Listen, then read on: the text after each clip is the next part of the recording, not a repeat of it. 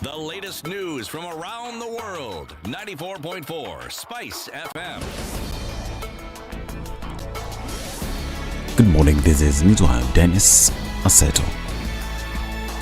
Azimio la Umoja One Kenya presidential candidate Raila Odinga announced says there will be no election unless the Independent Electoral Boundaries Commission adopts both the manual and electronic voter register.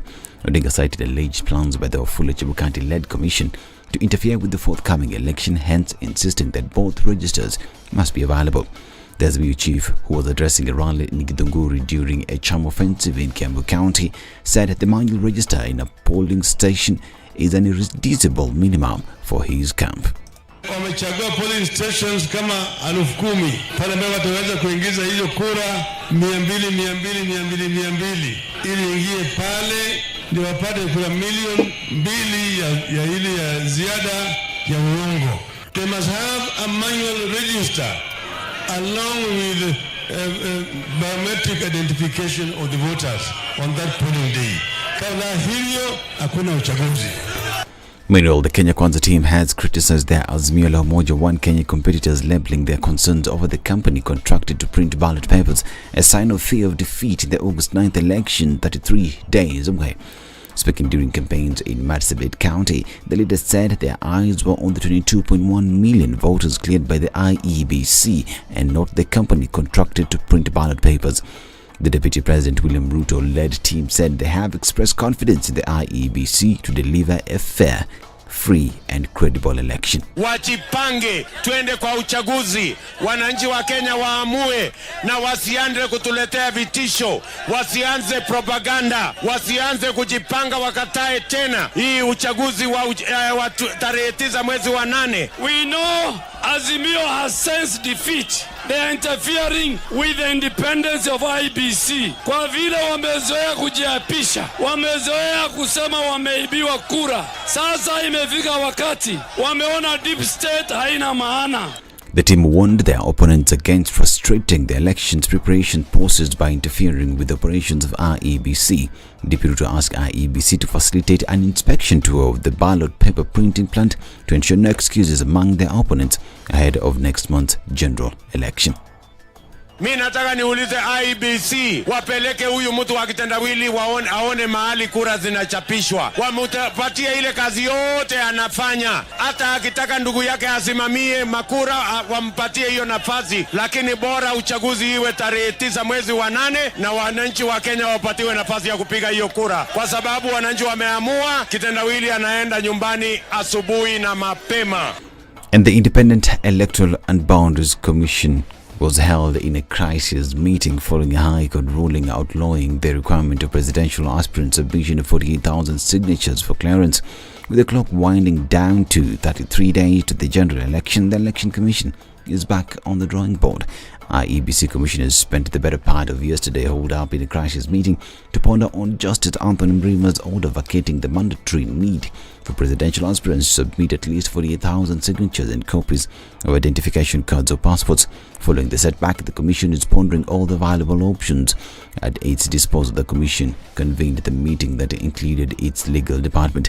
This as Third Way Alliance presidential aspirant Okoh and independent candidate Ruben Kigame, both maintaining that Chebukati must resign for they don't trust his ability to run the election. I have a very serious problem with Chebukati's personality. He is impersonal, he is unfriendly, he is hostile, he is a snob, he is everything except a returning officer. We are challenging constitutionality of this 2022 general election. We want absolute compliance with the rule of law, with the constitution, and there should not be any excuse. A wrong is a wrong. Even at the last hour, we must correct a wrong. And if the constitution is not followed, then it's an illegality ab initio. The government has temporarily banned all public service vehicles on the Nairobi Expressway following the recent accident. In a statement by Transport and Infrastructure CS James Macharia, all vehicles with a capacity of more than 7 passengers will not be allowed to use the expressway. And the measures include the installation of rumble strips which will allow drivers to slow down as they approach various toll stations and enforcement of speed limits of 110 km per hour. The CS revealed that the government will embark on making the necessary changes and improvements to enhance the experience of road users. And the government has extended the dusk dawn curfew in parts of Baringo, Elgeyo Marakwet and West Pokot counties by 30 more days. Speaking at the Teachers Training College in Narok, Rift Valley Regional Commissioner Mali Mohammed noted that goals had been achieved in the previous 30 days where weapons were recovered and peace restored. This is Newswire. I'm Dennis Aseto. Good morning.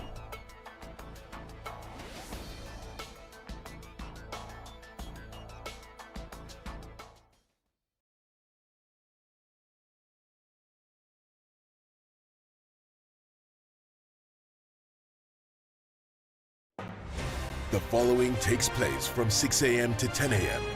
every weekday on SpiceFM. This nation has never healed genuinely from the 2000-2008 violence. We've never had a healing process. We swept it under the rug. Let me tell you, the handshake was the most disastrous political event in the history of country after the coup attempt of 1982. There's no Kikuyu pothole, no lack of water, right. or Kamba, lack of traffic. Yeah. There is no Luya lack of drugs in the hospitals. Or Jaluo one. All our issues are the same issues. If you are in a room and just about everybody in that room has a court case or another, what impression does that give you? What are you saying? Why haven't you done it in the last 20 years? But they're telling us, like August, some miracle is going to happen. My friend, I want to tell Kenyans you'll be in for a rude shock. The Situation Room, Kenya's biggest conversation. Thursday morning, and what are we looking at on these Nairobi streets? Well, not much is happening in terms of traffic. It really hasn't started to build up in most of the parts that we're looking at. Coming off of Thika Super Highway, it's looking not too bad right now. Mombasa Road as well. We're just going to look at the exits this morning on the expressway, and that's where you'll see some traffic as folks are trying to get off. But apart from that, Southern Bypass looking pretty good. Coming out towards Outer Ring, that's also not a problem, at least not for now. On Uhuru Highway, into the CBD and out towards Westlands, flowing really free this morning. Jogoro is also starting to pick up. Take a look in about half hour and see what it looks like. But for now, it looks good. Let's talk on SpiceFM KE this morning.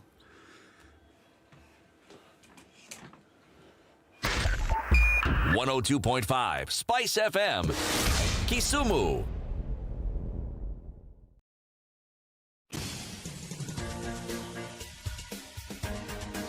This is the Situation Room, the home of hard-hitting political commentary and penetrating insights about the state of the nation. This is a talk radio experience like no other. The Situation Room, a place for hard truths, debates, and elevated conversations. The Situation Room, witty, political, engaging, deep, controversial. In the room, we have C.T. Muga, researcher, academic, seasoned political observer, a fountain of wisdom in these politically uncertain times. Ndu Okoh, Nigerian by birth, Kenyan by choice, communications expert, Pan-Africanist, a truth seeker and believer in people power, and Eric Latiff, agent provocateur, the man in the chair, seasoned journalist, news hound, a man who believes in punching up, not down.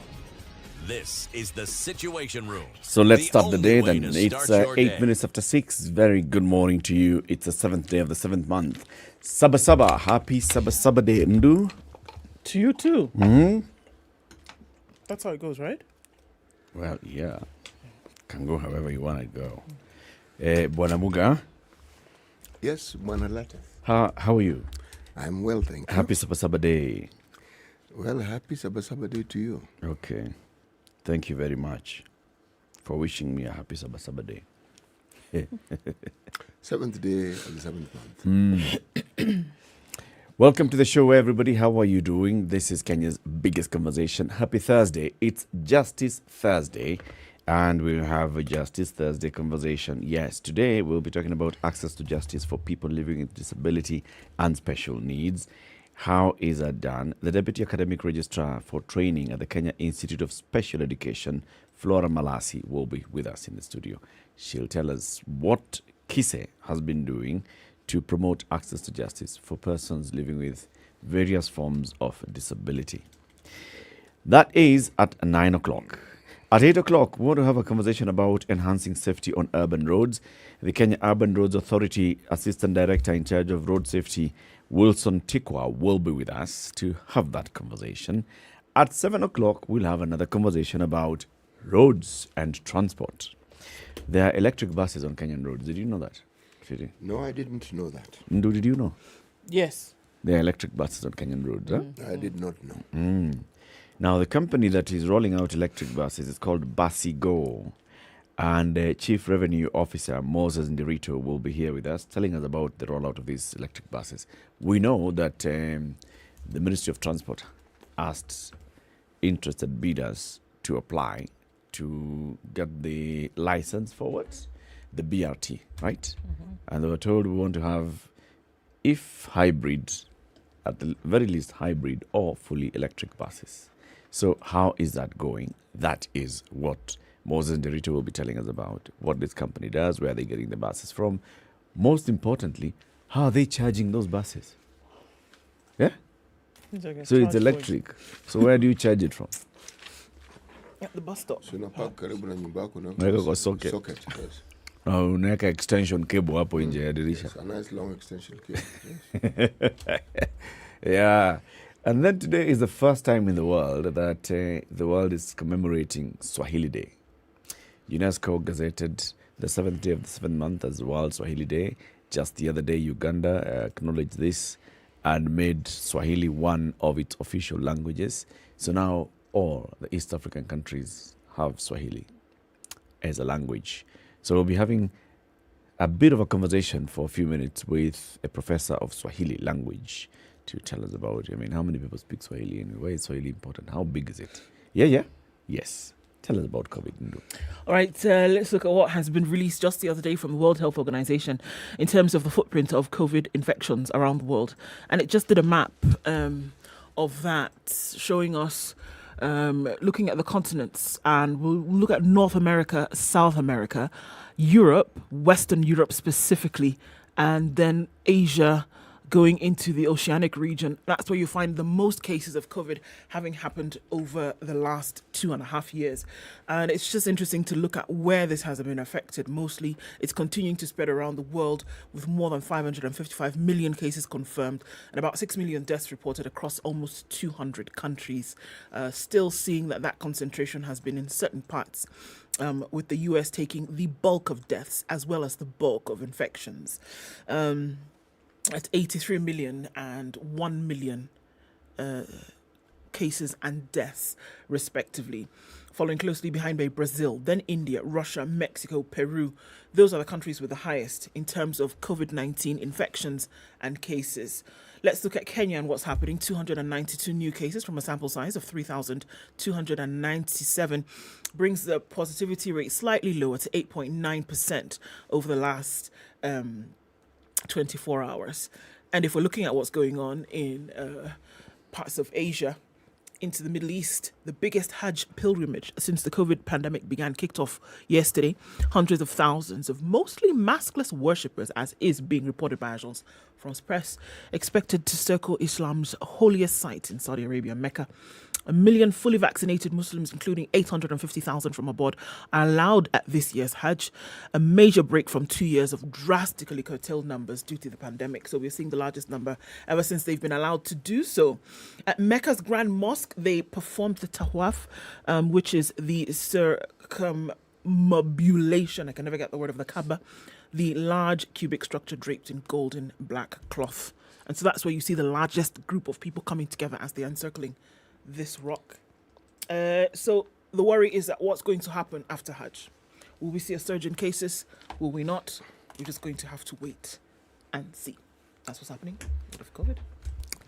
Let's hope not. Kenya's biggest conversation live streaming on SpiceFM KE, YouTube and Facebook. If you're online, even on Twitter, just tag us at SpiceFM KE. Say hello, tell us where you tuned in from. We will acknowledge you as we do our roll call this morning at 6:15.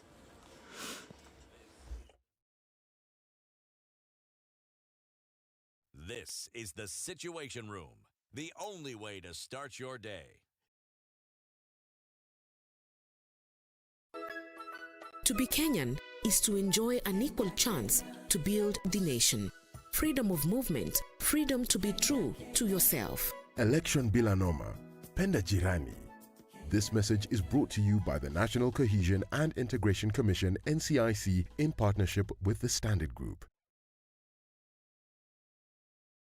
Standard Group's Farm Kenya initiative is the umbrella entity for all agriculture-related channels, activities and investments. The media platforms under the Farm Kenya initiative include the Smart Harvest Weekly Pullout in the Saturday Standard, KTN Farmers TV, a 24-hour agribusiness TV station, Maisha Kilimo, a weekly agriculture show on Radio Maisha, AgriTalk on SpiceFM's morning show The Situation Room, and Grind na Agribiz on Vibes Radio morning show Morning Vibes.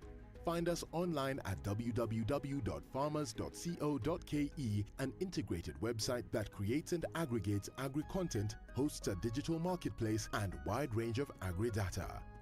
Other platforms include specialized events such as the annual Mkulima Expo, quarterly Farmers Kenya Breakfast, and dedicated social media platforms at Farm Kenya 254. Farm Kenya, working to secure your growth. In Nairobi this morning, we are looking at partly cloudy conditions. We'll go to highs of 23 and lows of 14 today. Mostly cloudy at 15 in Nakuru, highs of 26 and lows of 14. At 12 degrees in Nyeri, it's cloudy. We'll see highs of 20 and we'll see highs of 23 in Eldoret, where it's currently clear at 13. It'll come down to lows of 12. 23 degrees and rain showers in Mombasa, highs of 28 and lows of 23. And at 24, it's also raining in Malindi, highs of 28. Back down to lows of 24 today. Mostly clear conditions at 18 in Kisumu, highs of 29 and lows of 17. And we'll see highs of 27 in Kakamega. Clear conditions currently at 16, coming down to lows of 15. Looking out into Kampala, it's clear at 15. We'll go to highs of 27. And Dar es Salaam, we'll see highs of 29 today, where it's mostly clear currently at 22. 11 degrees and clear in Johannesburg. We'll see highs of 19 and highs of 30 in Lagos, where it's partly cloudy at 25. 19 and clear in Kinshasa. For now, we'll go to highs of 29. Looking out into Beijing, it's 31 degrees and sunny already into Thursday afternoon. We'll see highs of 35 and lows of 24. 16 degrees and cloudy in Paris, highs of 24, and 25 will be the high recorded in a mostly cloudy London at 18. And it's 25 degrees in New York Wednesday night. We'll see highs of 31 and lows of 22. Classic soul, R&B, smooth jazz, neo soul, and nostalgic ballads. Make some noise. Yeah. You're listening to Spice FM. Mature, intelligent talk every morning. Spice up yourself.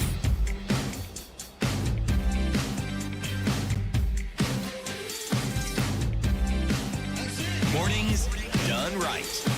Okay, 18 minutes after 6. People are online. Ndu. Quite a number of people online this morning. Mwange Njoroge says, good morning from a wet Mombasa. Robertson Bogo is in Mombasa as well and tuning from Siaya County. Jose Kevin says, good morning and have a blessed Thursday. Duncan Erot says, good morning. Tuned in this morning. Hamjambo from Manila says, Dikush, you keep tagging somebody who's not me. That's somebody else. But all right. Good morning to everybody as you tune in today. Oh, he's taking Nduko Omatigere. We interviewed Nduko. Remember? Yeah, that's somebody from else. that political party. Right, unless you intend to tag him and not me.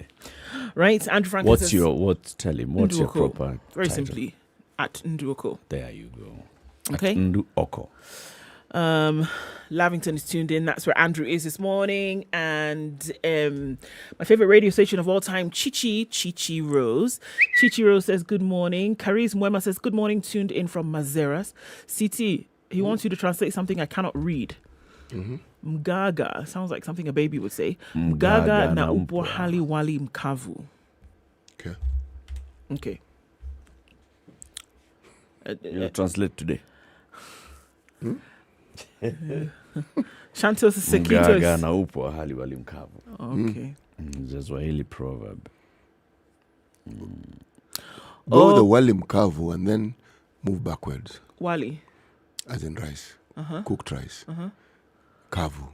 Without any accompaniment, as we call it. Right. Okay, so what doesn't eat rice on its own?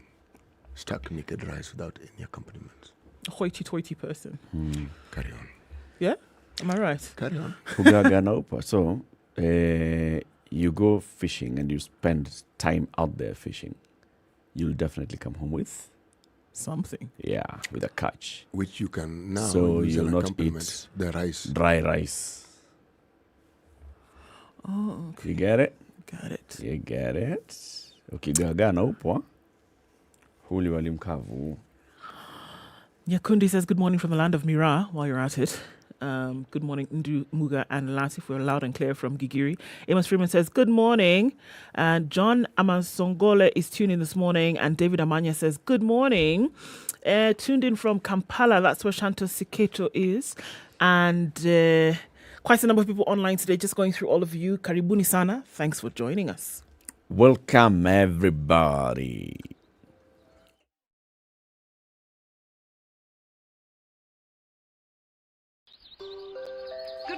Boys and girls. We have moved from the country is of brought to you Namibia by and we Okoh are Fresh now Gel. in Lesotho. Okay. Cattle are born with ears, as in EARS. Oh, ears. Yes. Not YEARS. Okay. Horns grow later. Cattle are born with ears. Horns grow later. Ah, nice. Nice. That's a nice. It's from which country? How do they pronounce that country? Lesotho, Lesotho. It is written Lesotho. Lesotho. Now, there are those who say Lesotho. I don't know where they get it from, but there it is. We all know where the country is. Okay. Brush your teeth twice a day with Aqua Fresh Gel, the secret to long-lasting fresh breath, strong teeth, and healthy gums.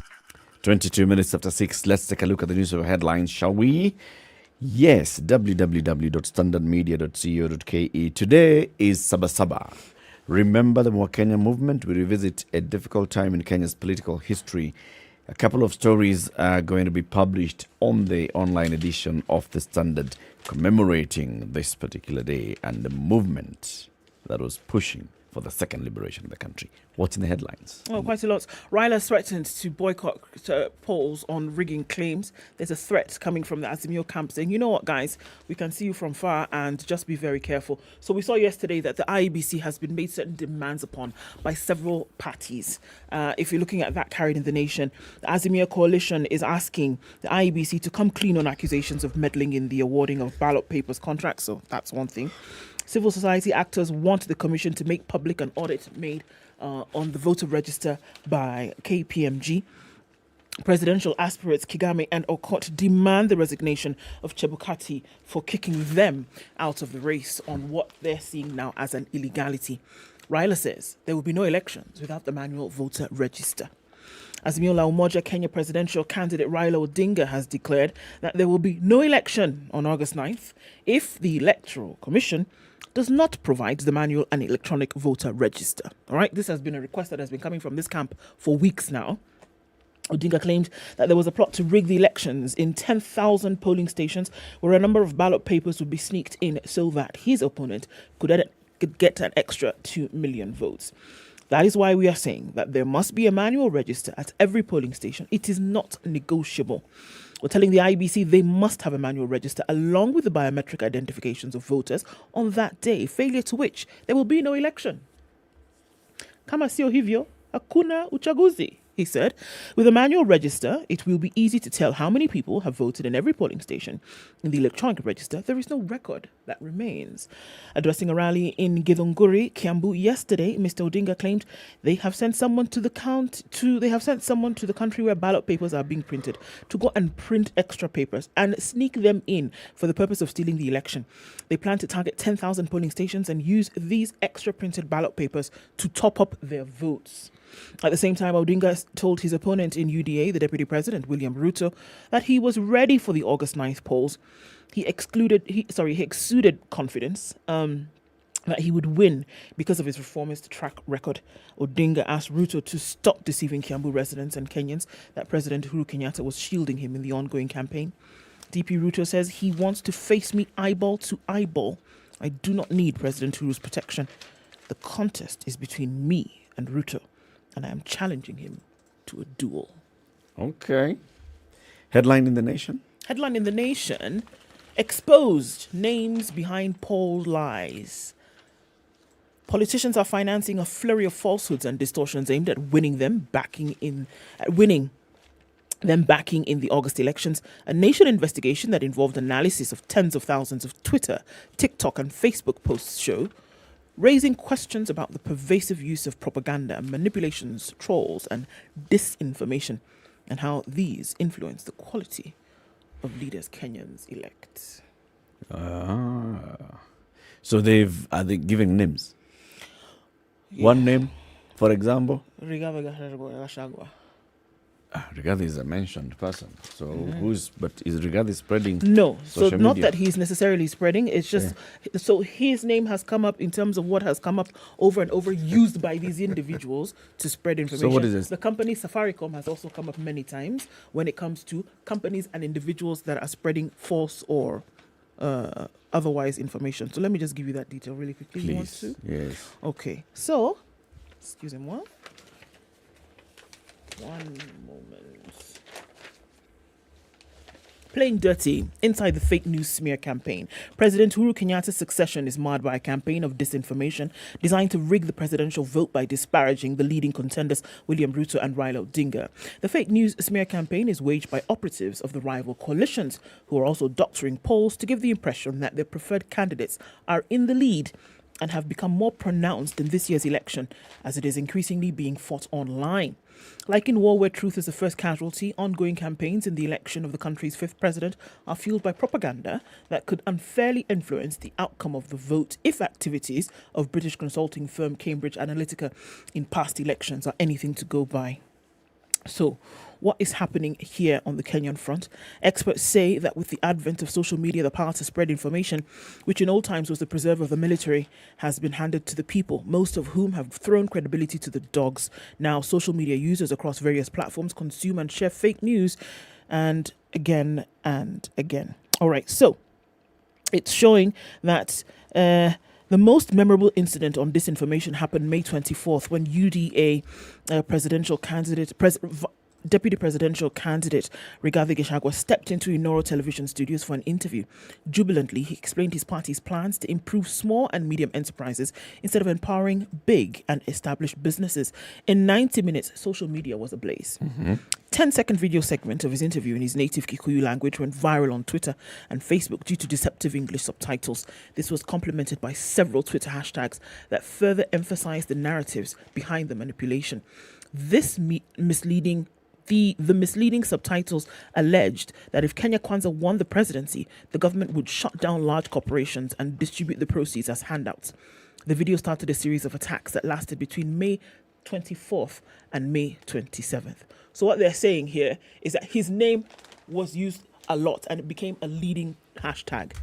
We also see a company like Safaricom being used a lot in, riling up social media engagement, especially on Twitter. And they're saying that both sides are using these. They're not naming names, but they're saying both sides of the leading contenders are using this.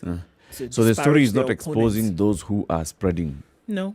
There's not like Twitter handle that is notorious. So there's one Twitter handle that was named and it is called @December. Okay. Right? So those are the ones that are being exposed for being behind. Yes. @December, and another one called WW Tweet. Okay. With the highest number of retweets and having been found to be the source tweet of a lot of this viral activity. Where? Okay. City, what's the headline in the Star? Why IEBC chiefs are under siege. Oh, wow. Yeah, that's the Kenyan interpretation of siege. Raila says no election without complementary manual register. That is now on page 4, 2 pages of it. Okay? Yes. Issues facing IEBC in summary. Okay? Alleged conflict of interest in ballot paper printing. 1. 2. Non-responsiveness to questions by Azimio poll stakeholders. 3, workability of KIMS technology results transmission. We talked about it and touched on it yesterday. 4, accountability in loading voter register into KIMS, written KIMS. Okay. 5, clearance of independent locked out of nominations. Next, failure to provide details of polling station connectivity. Next, ethnic imbalance in recruiting poll officers. Next, failure to publish KPMG voter register audit report. Next, no action on officers in illegal voter transfer case. Next and last, for now, disparity in clearance of candidates with integrity queries. In summary. Okay. I'm not comfortable when I see all these things.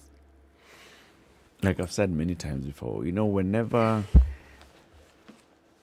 issues of integrity and lack of preparedness and lack of capacity are thrown at the IEBC left, right, and center, it basically creates a public perception that this institution is not going to be able to manage the election.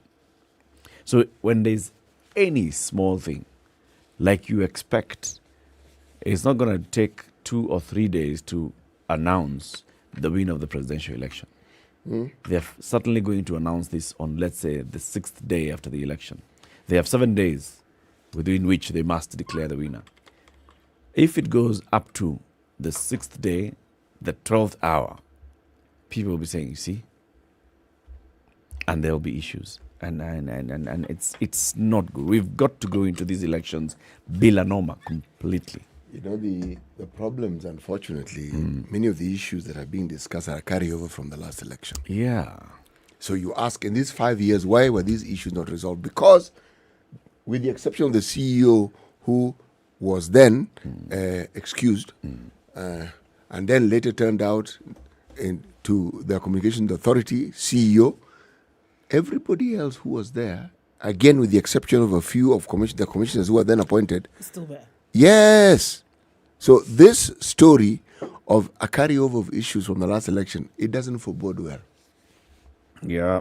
It doesn't. What role have politicians played in getting us to this particular position the same way we left 2017 elections? The politicians are at center stage when it comes to discussing issues within the IEBC. The mistake was made at the time when politicians were allowed to so-called appoint the would-be preferences for the position of commissioners. That automatically means that what we see playing out in the political arena will play out within the board of the IEBC. And the various legislation proposals that have been taken to the parliament by the IEBC and have just been either delayed or thrown out also contributed heavily to this. Significantly. Yes. So you get the impression that the IEBC and whatever it is that it does has been shepherded in a certain direction, and that direction is one of failure or disrepute at the very least. Disrepute, most certainly. Yes. We've got to get into these elections, bila norma. Whatever happens with the IEBC, whatever happens with the political players, we, the voters, are the sovereign. We are going to be exercising our right. And of course, we've got to demand that our right is safeguarded. And we've also have a role to play in making sure that we go into this peacefully, come out peacefully. If you have challenges, we take them through due process. What is of interest, Eric, is that all the things that I've listed here, there's nothing that is beyond resolving. Yeah. Nothing. If the understanding is that they want it resolved, they can resolve all these things can be sorted out. Yes, they can. They can all be sorted out. It's 26 minutes to 7. Let's take a quick break. Let's take a look at the traffic.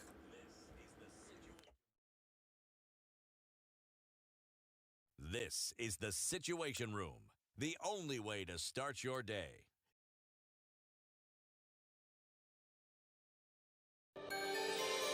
Are you looking for employment and are tired of sending job applications without any response? Gone with no response? Tarmacking is now a thing of the past thanks to Skiza. Dial *811 *1 *21 hash and subscribe to a ringback tune that reflects your qualifications only for 1.5 bob a day. And your callers will know your credentials and send you opportunities they come across. Set the tone with Skiza. Africa is rapidly growing, and Merck Foundation is raising awareness about different social and health issues through fashion and art with purpose.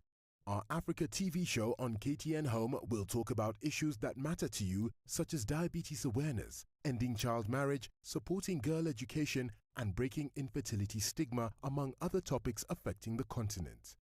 Join Merck Foundation CEO Senator Dr. Rasha Kelej every Saturday at 5:30 p.m. as she talks to starting to build up in many parts of the city this morning. Just after 6:30 is where you will see most of the traffic. Then starting on Jogo Road, going out towards Landis, that will be quite something as you get out towards that Kamkunji roundabout in the CBD is where we see the most of it today. Thika Superhighway looking very different from what happened yesterday at about this time, and traffic is building up at that Outer Ring Junction. It's going out towards Survey, way past the Pangani underpass, and then into the city on Muranga Road. That's where we see most of the action this morning. We're seeing something going on Limuru Road, way past the village market, coming out from that Banana Junction. It's going to be that way for some time from all the way things look at the moment. Wayaki Way, building up as well, going out towards Ring Road Westlands. That will continue. James Gishiro for now is looking good. Keep an eye on things. Mombasa Road also flowing freely and smoothly. Take a look in about half an hour and see what it looks like. Let us know what's going on where you are. Hopefully we can keep it safe today and have nothing much in terms of accidents. All right? Talk on SpiceFM KE on Twitter.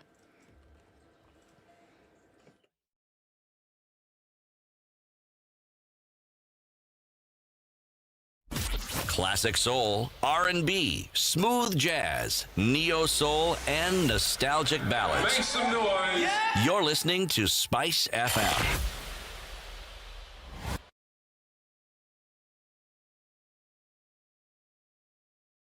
Mature, intelligent talk every morning. Spice up yourself.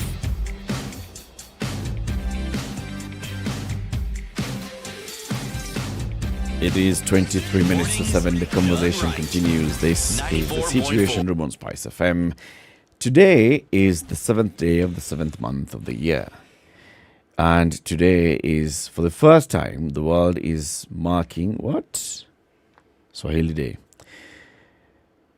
The UNESCO member states in 2021 declared July 7th every year World Kiswahili Language Day. The world is welcoming the day with excitement and enthusiasm, as Kiswahili had already cut a niche for itself in most international media houses, including the BBC, the VOA, the RFI, Radio China, Radio Tehran, among many others. Kiswahili has also found a home as a language and as an area of study in many universities in Europe, the US, Canada, and Asia. Now Swahili is big globally. In Africa, Kiswahili is the only African language which is official language of the African Union. This is a major achievement, understanding that the rest have always been foreign languages like English, French, Arabic, Portuguese, and German. Swahili is big, my friend, City. Yes, I'll listen to that list of supposedly foreign languages. I'm surprised Mandarin isn't in it. Yet. Yet. It's heading there. It's heading there. We are quickly joined by a guest in the studio, because we're looking at this big headline today. Professor Tom Olali from the Department of Kiswahili at the University of Nairobi. That's right. Is with us. Good morning, Prof. Morning to you. It's good to have you on the show. Karibu sana. Today being a big day for Swahili language, you and your other Swahili academics must be feeling elated.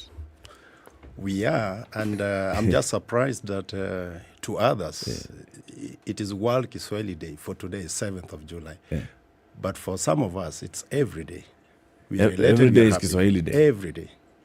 It is. Why is Kiswahili important? Oh,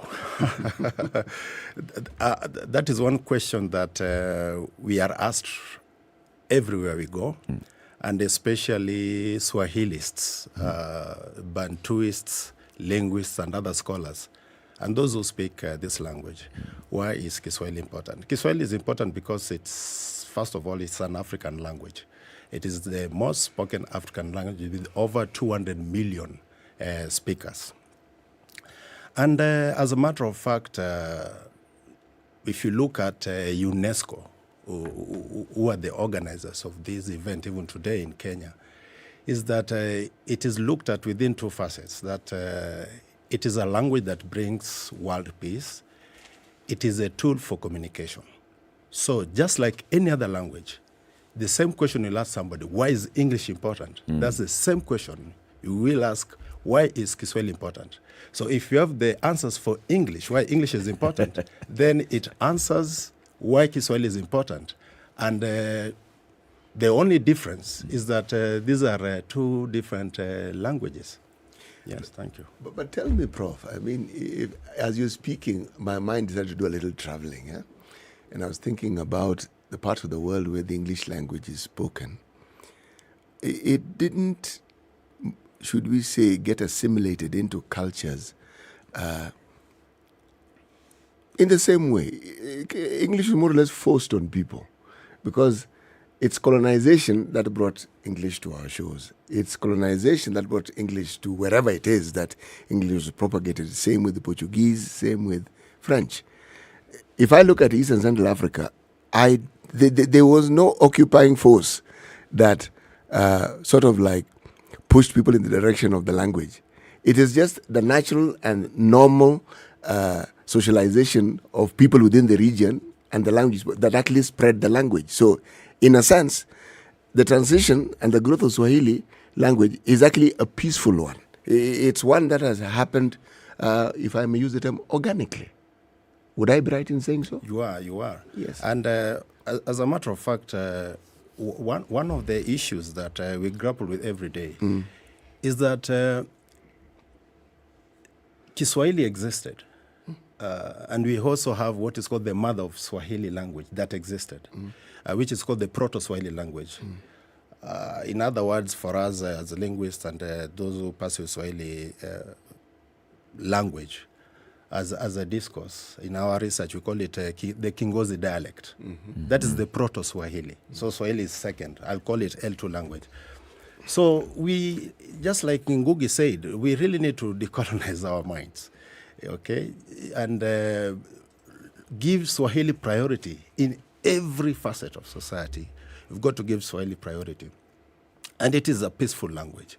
And it is a peaceful language in the sense that when you look at the phrasal use of Swahili, idiomatic expressions in Swahili, they're very, very peaceful. And if they are derogatory, then we have a very wide semantic field of usage. So, you know, the F words are non-existent in Swahili, and if they're there, there is a way that we put them in form of idiomatic expressions. What are the root languages, or what is the root language of Kiswahili? That one takes me almost a semester to teach, but just within the moment that I've been given. This is an African language. And there have been very, very wrong, I don't say hypothesis could be wrong, but because hypothesis actually is postulation. But there have been very, very wrong views on Swahili language. Others talk of Swahili as having originated from Arabic or a mixture of Arabic and other languages. But Swahili is a Bantu language. This is a Bantu language just like Zulu, Kiluya, Kikuyu, and so on. There was a language which was referred to as Ngozi. Now, the Ngozi people, they were the first speakers of Swahili, the Ngozi people. Where were they? Now, the Ngozi, the hypothesis where the Ngozis were first found is something that researchers are still really debating. There's this part of course, the Sabaki area, which we postulate probably that is where they emanated from. But when you look at it from the region of Cameroon, because that one will be really long, just put it in Kenya here, we have the Ngozi people. And the Ngozi spoke a Bantu language. And we say Bantu language in the sense that the structure of the language is that of a CK, that is consonant and vowel in the suffix and prefix ending. And the language of Kingozi is really difficult to comprehend. But in the Lamu archipelago, we have an odd, or if you like it in Arabic, it's called kasid, or in Swahili we call it kasida. that is intoned during the Malindi festival, and they speak it in, they intone it or render it in Kingozi dialect. If I had time, I would just do you, just probably a line, then you really feel how it is. You have time. If you allow me. You have time. One line. Oh, by all means, please. Now, haki kwa kwilake kwikwelako mitume yonte uwingu ni kule moja ni kuya sama. Let me simplify. Say it again. Ati? Hali wa kwelakwe kwikwelako uwingu kumoja kumuya sama. Okay? Now, let me say we use archaic past tense. Archaic past tense. And I've rendered it in another manuscript, another version. There's also another version. Hali wakwelae, kwikwelako mitume yonte, uwingu kulotewa ni muja sama. I'll repeat it. Sounds like Lingala. Hali wakwelakwe, kukwelako mitume yonte, mitume yonte is mitume yote. Hali kwikwelakwe? Hali is hal in Arabic. Right. Asking a question. Hali kwikwelako kuenda. Mitume yonte, who went to the seventh heaven, like the way the Prophet Muhammad sallallahu alaihi wasallam went to the seventh heaven. Who? So they are asking Christian who went and met God on the seventh cloud, which in Arabic is called Sidratul Muntaha. That is the last lot tree. Okay. In Swahili, we call it Mukunazi wa mwisho kwa Kiswahili. But in Arabic, it's Sidratul Muntaha. But it will take you like 3 hours to really get to know what the first line is. So there is a manuscript which it has 456 stanzas times 2. Each M stitch. So 2 M stitches. So that one has been rendered into Swahili for the first time by yours truly. And it is available in bookshops all over the world.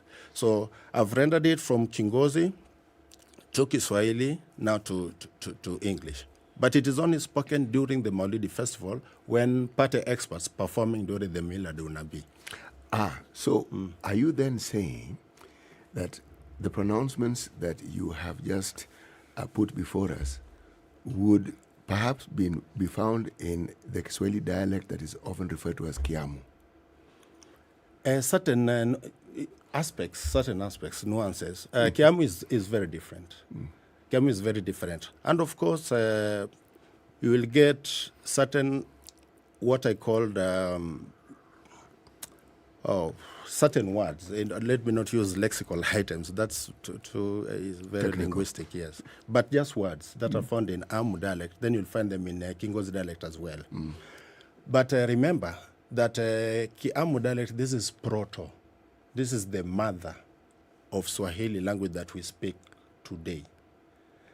So it has archaic past tense. So whenever you see or you hear somebody saying kafikile, that le, which is a suffix, that is past tense of kufika, you see, kafikile. Yeah.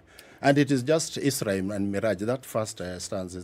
So if we were to juxtapose this with, say, the English language. Yes. So where would we go? Would we go to Latin? Would we go to Old English? Or would we go to German, the German language? Where would we go if we were to compare this proto-dialect? Latin. Okay. Latin. Okay. Yeah, thank you. Over 200 million people speaking Swahili in Africa. Is that number increasing? It is. So is Swahili spreading? And tell us how. Yes, it is spreading. I would say I'm a beneficiary of, having taught Swahili in South Korea, Hankook University Hankook University of Foreign Studies, HOOFS. I taught Swahili in that university for 2 years, and also taught Swahili for one in Tianjin Normal University in China. And also we have students who come. I've taught School of Oriental and African Studies, School of Oriental African, SOAS, University of London, where I did my PhD. And in fact, the manuscript that I'm just rendering some of those stanzas, the original manuscript, handwritten, is found at SOAS, where in fact, of course, in the corridors, as I'm studying at SOAS, also Wajakoya was a student, so he has often quoted me, so you were with him at SOAS. These are the days of just proving that you're with somebody in college. Yes. Anyway, Wajakoya is not listening at this particular time. But yes, it is spreading, and universities all over now. And the good news just from Uganda, just look at it, it's now compulsory subject in secondary schools and primary schools. Ethiopia, we've got what is referred to as Chaukidu. This is Chama cha Kiswahili Duniani. We'll have a conference in Washington, that's end of next month. Yeah, so it is spreading, South Africa, West Africa. And in fact, Swahili just has to be given priority, given that languages like Hausa, they're really widely spoken, Hausa, but it's just within the confines of Nigeria and, the peripheries. But you see, like Swahili is spread to, Malawi, everywhere. So in Middle East, 70% of universities in the United States of America, they study Swahili now. And we have students who come, Japan and so on, China, yes. There's been conversations about making Swahili then the official language of Kenya, for example, where we see that in Tanzania. And then what are your thoughts on that? And would it be possible to inculcate that then from the very basic level of education? Do you think that it's worth looking into again? It is. I'm afraid that one of these fine days you'll find someone going to court and filing a suit against government that a child has to be instructed in a language that they best understand. Okay? So that if you bring, actually, Swahili, English should be L2, in my view. That is second language. Then Swahili should be a priority. We don't lack vocabulary, especially people have argued that, oh, no, scientific vocabulary and all that. We do. Now, time is coming, and very fast, when I think most institutions will prioritize Swahili in their both written, oral, and all that. And for the first time, and I'm really glad that His Excellency the President, Mheshimiwa Uhuru Kenyatta, recently, Uhuru Gardens Monument and a museum, we have an exhibition there, and the text is in Swahili and then English.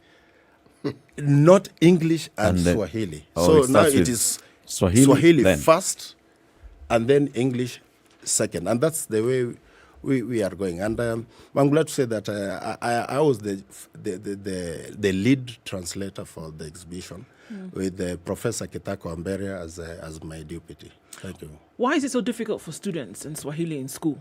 Because one of the most difficult subjects that most students are having problems with today is Kiswahili. Yes. Why is that? Attitude. Yeah, it is just, that's the answer. That's the answer. People have asked me, oh, Prof. Olali, you come from the Lake region. How come, and you speak Nilotic language, how come you speak in Swahili, you've written in Swahili, you are a novelist, and you've written quite a number of good award-winning hallucinatory realism Swahili texts, novels. And I say it is attitude. Why is it not English? English is not difficult, and it is, it is a colonial language brought to us here. So it is just an attitude that people see that if I speak Swahili, for example, people will see that maybe I haven't gone to school. You're not educated. Yeah, I'm not educated. People ask me, you did your Swahili in the University of London? I say, I did. Yeah, in the University of London. That's why I did my PhD. in Swahili. So it is just attitude. Parents, and I tell my daughter, for example, she wants to pursue medicine. I say that if you don't pass in Swahili, then you don't get into medicine at all. So it's possible, because I remember growing up that the first language I spoke, incidentally, was Hausa, and then I spoke Igbo, and then before I spoke English. So it is possible to have these languages for children if you actually speak them at home before you go to school. Yes. So then it's possible to have a Swahili-speaking nation if children, for example, are spoken to by their parents, or the preservation of culture, language being one of those elements, then is really seen as a priority. Yes. Then you can have a Swahili-speaking nation if you do it from the age of, Yes, and we also need to prioritize, call them mother tongues, but first language, and then Swahili. So Swahili should really be spoken around. There are homes that, I think when we were growing up, in primary school, if you spoke in Swahili, then you are given what was referred to as a disc. And then they will cane you late in the evening. In Swahili, we say kadamnasi, mbele ya kila mtu na chapa viboko kweli kweli. Because it was spoken Swahili. So that one, they discouraged quite a number of, and teachers also in secondary school. My first degree is Bachelor of Education. And I think teachers told students, no, it is English, physics, chemistry, and all this. So Swahili was given.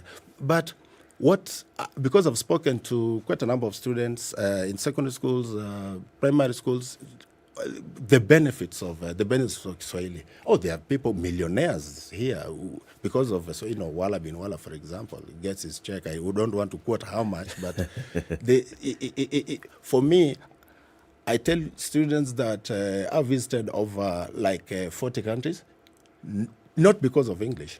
But because of Swahili. Yes, yeah. My first international flight I took to University of London, Heathrow, 23rd September 2000, because of Swahili. Yes. But Professor, the status association with the languages, as you say, it is a colonial hangover, but it's the reality. However, I have found with time that very many families, I'm talking about the generation of families whose children are probably in primary school, speak more and more Kiswahili than their own mother tongue.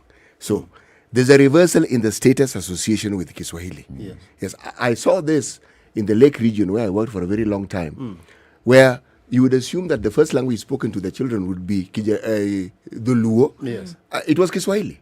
Yes, so again, once Kiswahili is seen, or is seen in the light of having a status, other than the diminished one that it was associated with, then people embrace it easily. Yes. And more often than not, apart from attitude that I mentioned, you see also there are certain events that took place within the region that made some people hate Kiswahili. A good example is Uganda. It's only Museveni now is trying to revive it. But people assumed that Idi Amin, that was the language of the oppressor. The Idi Amin, Jeshi, and all that, his army, used Swahili to oppress other people. And also people assumed that Swahili is Islam. Okay, so wale walokole are now, these are religious fanatics, believe that this one is associated with Islam and so on. But the future is too bright for Swahili. Yes. So what do we expect to see as the world starts marking Swahili Day? Okay. Yes. What do we expect to see in coming years as an impact of this recognition? Yeah, one thing is that we are happy that SADC, EAC, East African Community, AU, now Swahili is one of the languages that speak, documents, government documents, and so on, it's Swahili is being incorporated, Africa, many schools and all that. But I think that in future, we'll have Swahili Day that is recognizable with real concrete events, because this we are having actually for the first time today, UNESCO, and we're going to have this march from KICC from 10 o'clock, and having some talks, and then the apex will be at the National Museums of Kenya later on from 4, probably around 8:30 thereabouts. So yeah, Waziri will come. Okay. Yeah. So, but the future is good. I think we'll have it as I don't want to put it compulsory, or in Latin they say condition sine qua non, that it must be. But I think step by step. These days I don't like giving. There's a course that still exists in the universities, that the development of Swahili and so on, and that we are there. I think we are there already, and sooner or later we'll be having celebrations to match these events, not just once a year, but they're more regular. Yeah. Professor Tom Mulali, thank you very much again. Professor is from the Department of Kiswahili at the University of Nairobi. Happy World Swahili Day, everybody. It's now 7 o'clock. The latest news from around the world. 94.4 Spice FM. Good morning, this is Newswire. I'm Dennis Aseto. Azimio la Umoja, one Kenya presidential candidate Raila Odinga now says there will be no election unless the Independent Electoral Boundaries Commission adopts both the manual and electronic voter register. Odinga cited alleged plans by the Wafula Chebukati-led commission to interfere with the forthcoming election, hence insisting that both registers must be available. The Azimio chief, who was addressing a rally in Githunguri during a charm offensive in Kiambu County, said the manual register in all polling stations is an irreducible minimum for his camp. Wamechagua polling stations kama 10,000 pale ambao wataweza kuingiza hizo kura 200 ili ingie pale ndio wapate kura 2 milioni ya ile ya ziada ya uongo. They must have a manual register along with biometric identification of the voters on that polling day. Kabla hivyo hakuna uchaguzi. The Azimio leader said his first assignment, if elected to the top office, will be to lower the cost of living. Wengine wanaleta porojo watio handshake na imeharibu mambo, ilifundishwa kwa serikali nini, hakuna kitu ambaye ilifanya jamaa ati awache kwa serikali. Yeye alikuwa ameanza kutangatanga mapema, ndio huru akasema jamaa wewe unatangatanga kila mahali mapande ile nyingine. Sasa wewe enda patakatanga. Gharama ya maisha imepanda sana. Bei ya unga iko juu, bei ya sukari iko juu, mafuta iko juu, mafuta ya kupika na mafuta taa sio. Tutapunguza gharama ya maisha ndani ya siku 100. The Kenya Kwanza team has criticized the Azimio la Umoja One Kenya competitors, labeling their concerns over the company contracted to print ballot papers as signs of fear of defeat in the August 9th elections. Speaking during campaigns in Marsabit County, the leaders said their eyes were on the 22.1 million voters cleared by the Independent Electoral Boundaries Commission and not the company contracted to print the ballot papers. The Deputy President William Ruto-led team said they have expressed confidence in the IEBC to deliver a free, fair and credible election. Wajipange, twende kwa uchaguzi. Wananchi wa Kenya waamue na wasianze kutuletea vitisho, wasianze propaganda, wasianze kujipanga wakatae tena hii uchaguzi wa tarehe 9 mwezi wa 8. We know Azimio has sensed defeat. They are interfering with the independence of IEBC. Kwa vile wamezoea kujiapisha, wamezoea kusema wameibiwa kura. Sasa imefika wakati wameona deep state haina maana.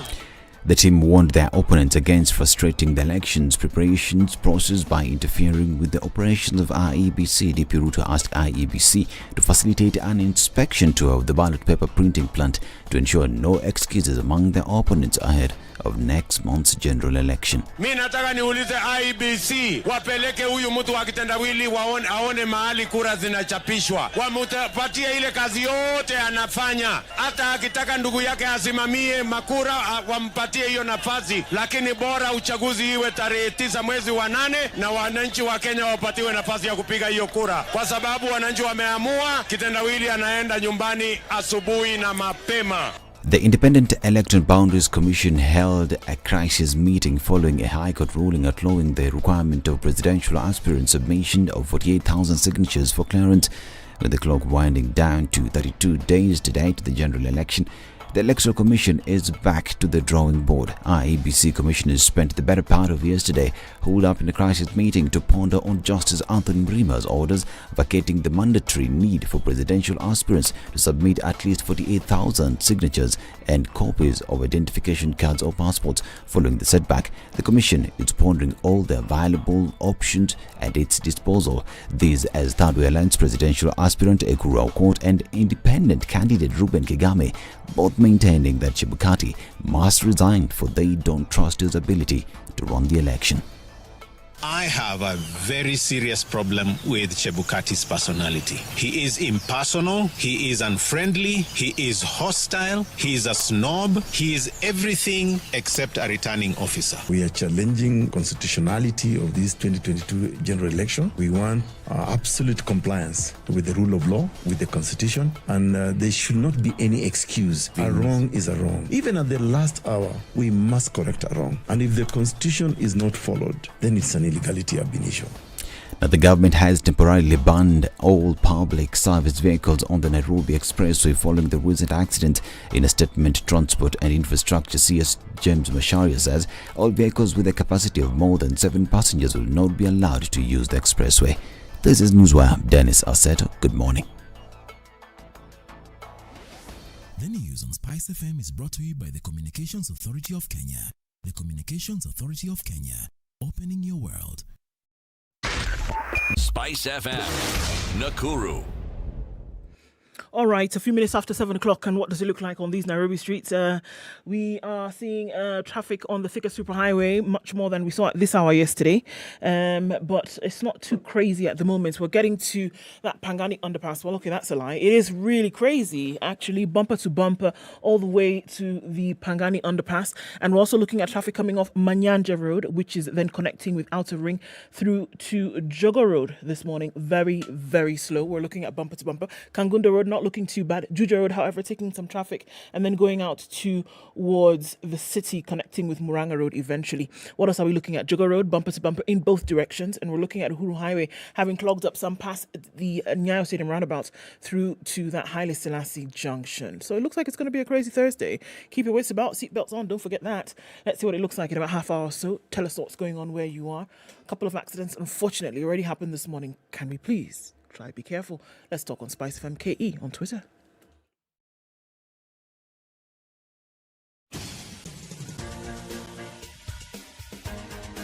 This is the Situation Room, the home of hard-hitting political commentary and penetrating insights about the state of the nation. This is a talk radio experience like no other. The Situation Room, a place for hard truths, debates, and elevated conversations. The Situation Room, witty, political, engaging, deep, controversial. In the room, we have C.T. Muga, researcher, academic, seasoned political observer, a fountain of wisdom in these politically uncertain times. Ndu Okoh, Nigerian by birth, Kenyan by choice, communications expert, Pan-Africanist, a truth seeker and believer in people power, and Eric Latiff, agent provocateur, the man in the chair, seasoned journalist, news hound, a man who believes in punching up, not down. This is the Situation Room, the only way to start 8 your minutes day. after 7, Kenya's biggest conversation enters the second hour. Good morning and how are you doing? Today is the 7th day of the 7th what? Month. It is Sabasaba Day. Happy Sabasaba Day to everybody who's tuned in. Elikana says, I expected today's show to be in Swahili. But it's in Swahili. Sindio. Yeah. Kwanioski. The English version of Kiswahili. Yeah. It's the English version of Kiswahili. We have to translate it for everybody else. Yeah. The day's proverb. Good morning, boys and girls. The proverb of the day is brought to you by Aqua Fresh Gel. Cattle are born with ears, horns grow later. This is a proverb from Lesotho. Written Lesotho, but pronounced Lesotho by some. Lesotho, Lesotho, Lesotho. So long as you understand it's a country in the southern part of this Surrounded by continent. South Africa. Yes, it's in the middle actually. It's a country inside South Africa. Yes, it is. Right inside. As long as you understand that, then it's fine. Perfectly all right. And them and cattle, same was up. Similar. Throw even a hashtag if you like. Yes, but they're right there. Lesotho and cattle. Cattle are born with ears. Yes. Horns grow later. It's like what they say about you're given height. Your width is your own. It's your own making. Yeah. Though that saying is not entirely true. No. There are people who are born with width. There are people who are given width and height. Yes, there are people who are just given width. Yeah. Okay? Yeah. And height is an optional extra. So they add.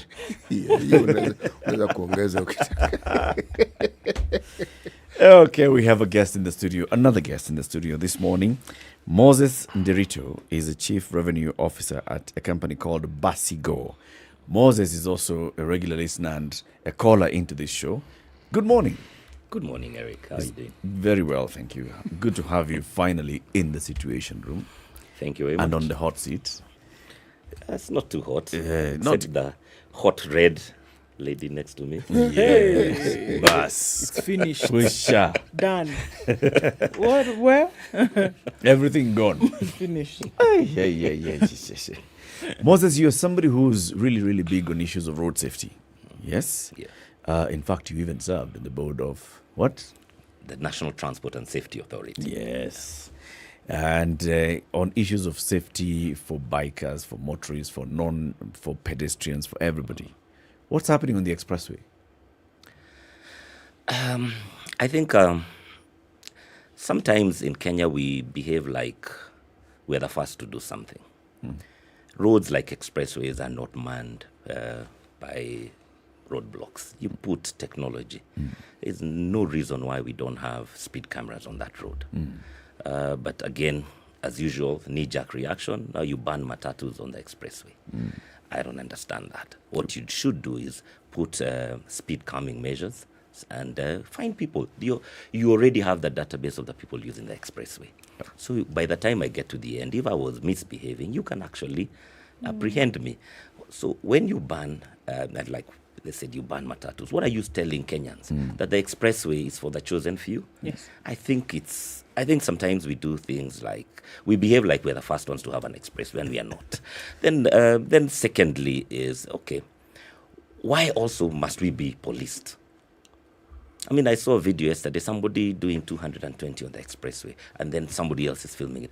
Why are we doing that to ourselves? And we've always said, road safety, your safety begins with you. You don't take your finger and put it in a socket. Yeah. So why do we do this to ourselves? I think there's a tutajita nyuma ya hema as Kenyans. Yeah, because there's a problem. There's something wrong, fundamentally wrong with us when we get on the roads. Or I don't get it. Isn't you asked then why must we be policed? Isn't it because of this behavior that you're talking about, filming 220 kilometers going on the expressway? Then that people must be policed because you're going to do rubbish like that. Yeah, but you see, I hear you, but can you actually police 50 million Kenyans?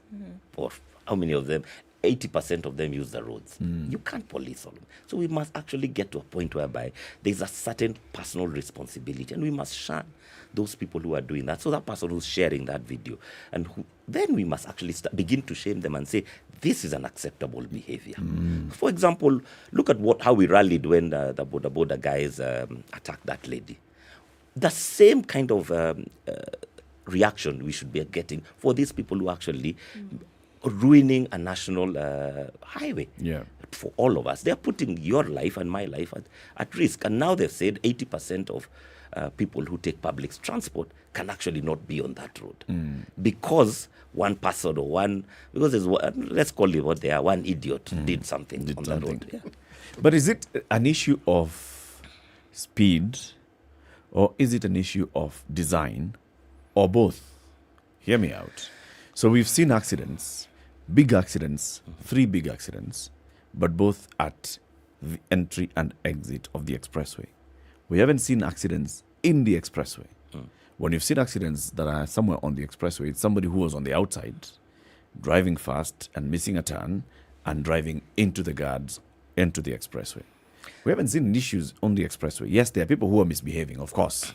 There are people who misbehave on Thika Superhighway, on the road to Namanga. People misbehave and they drive recklessly. And those ones should be identified and be dealt with. But is the issue really that people who are using the expressway are speeding? Or is it the issue of how the expressway is designed?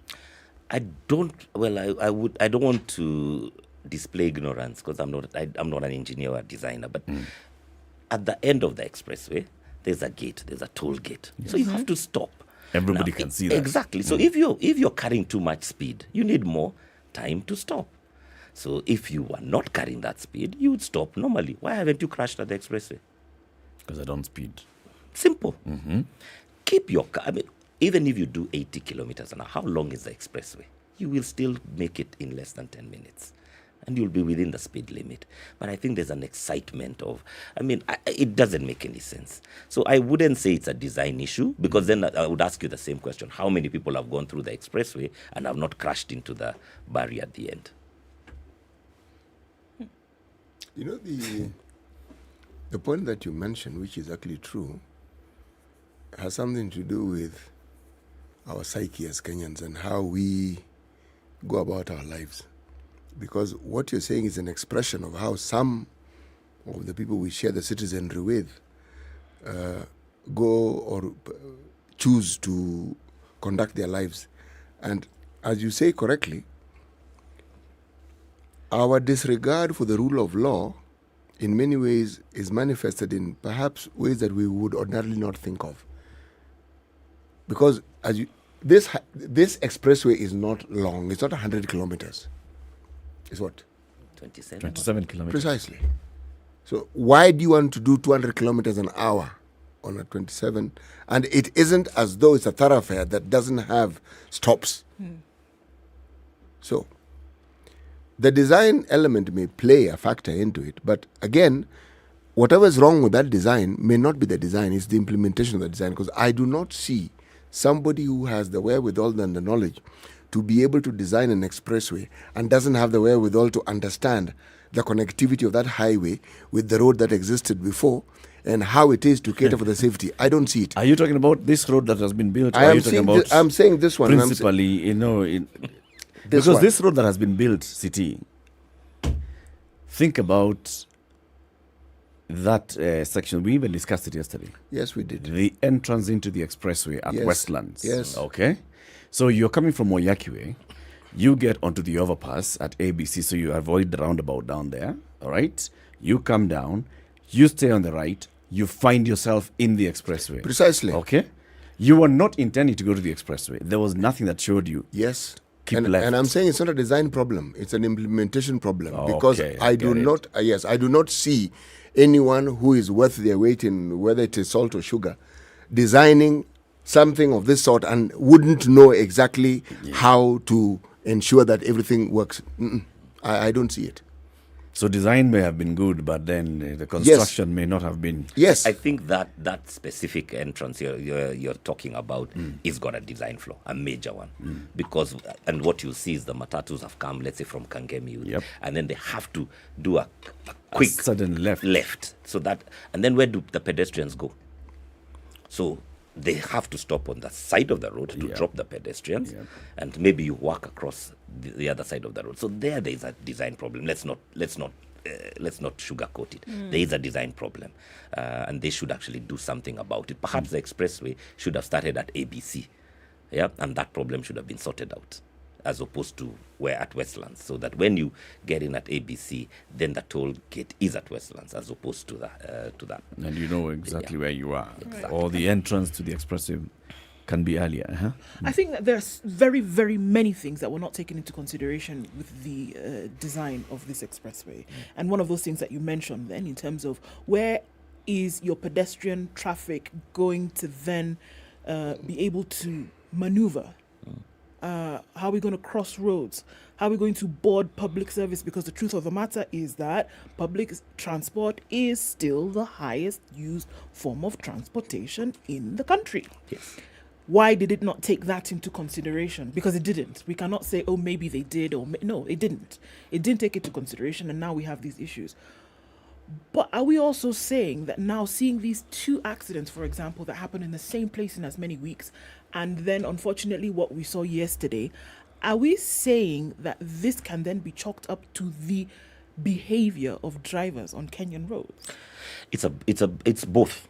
It's both. It's the behavior. Kenyan drivers are particularly bad. We just, and I feel sad that I'm a Kenyan and I drive on these roads, but we actually are really, really bad drivers. I think even maybe we should not call ourselves drivers. We know how to move cars, yeah, but we don't drive. Because driving, you have to actually have some regard to the other person or the other road users, whether they're pedestrians, cyclists, or other motorists.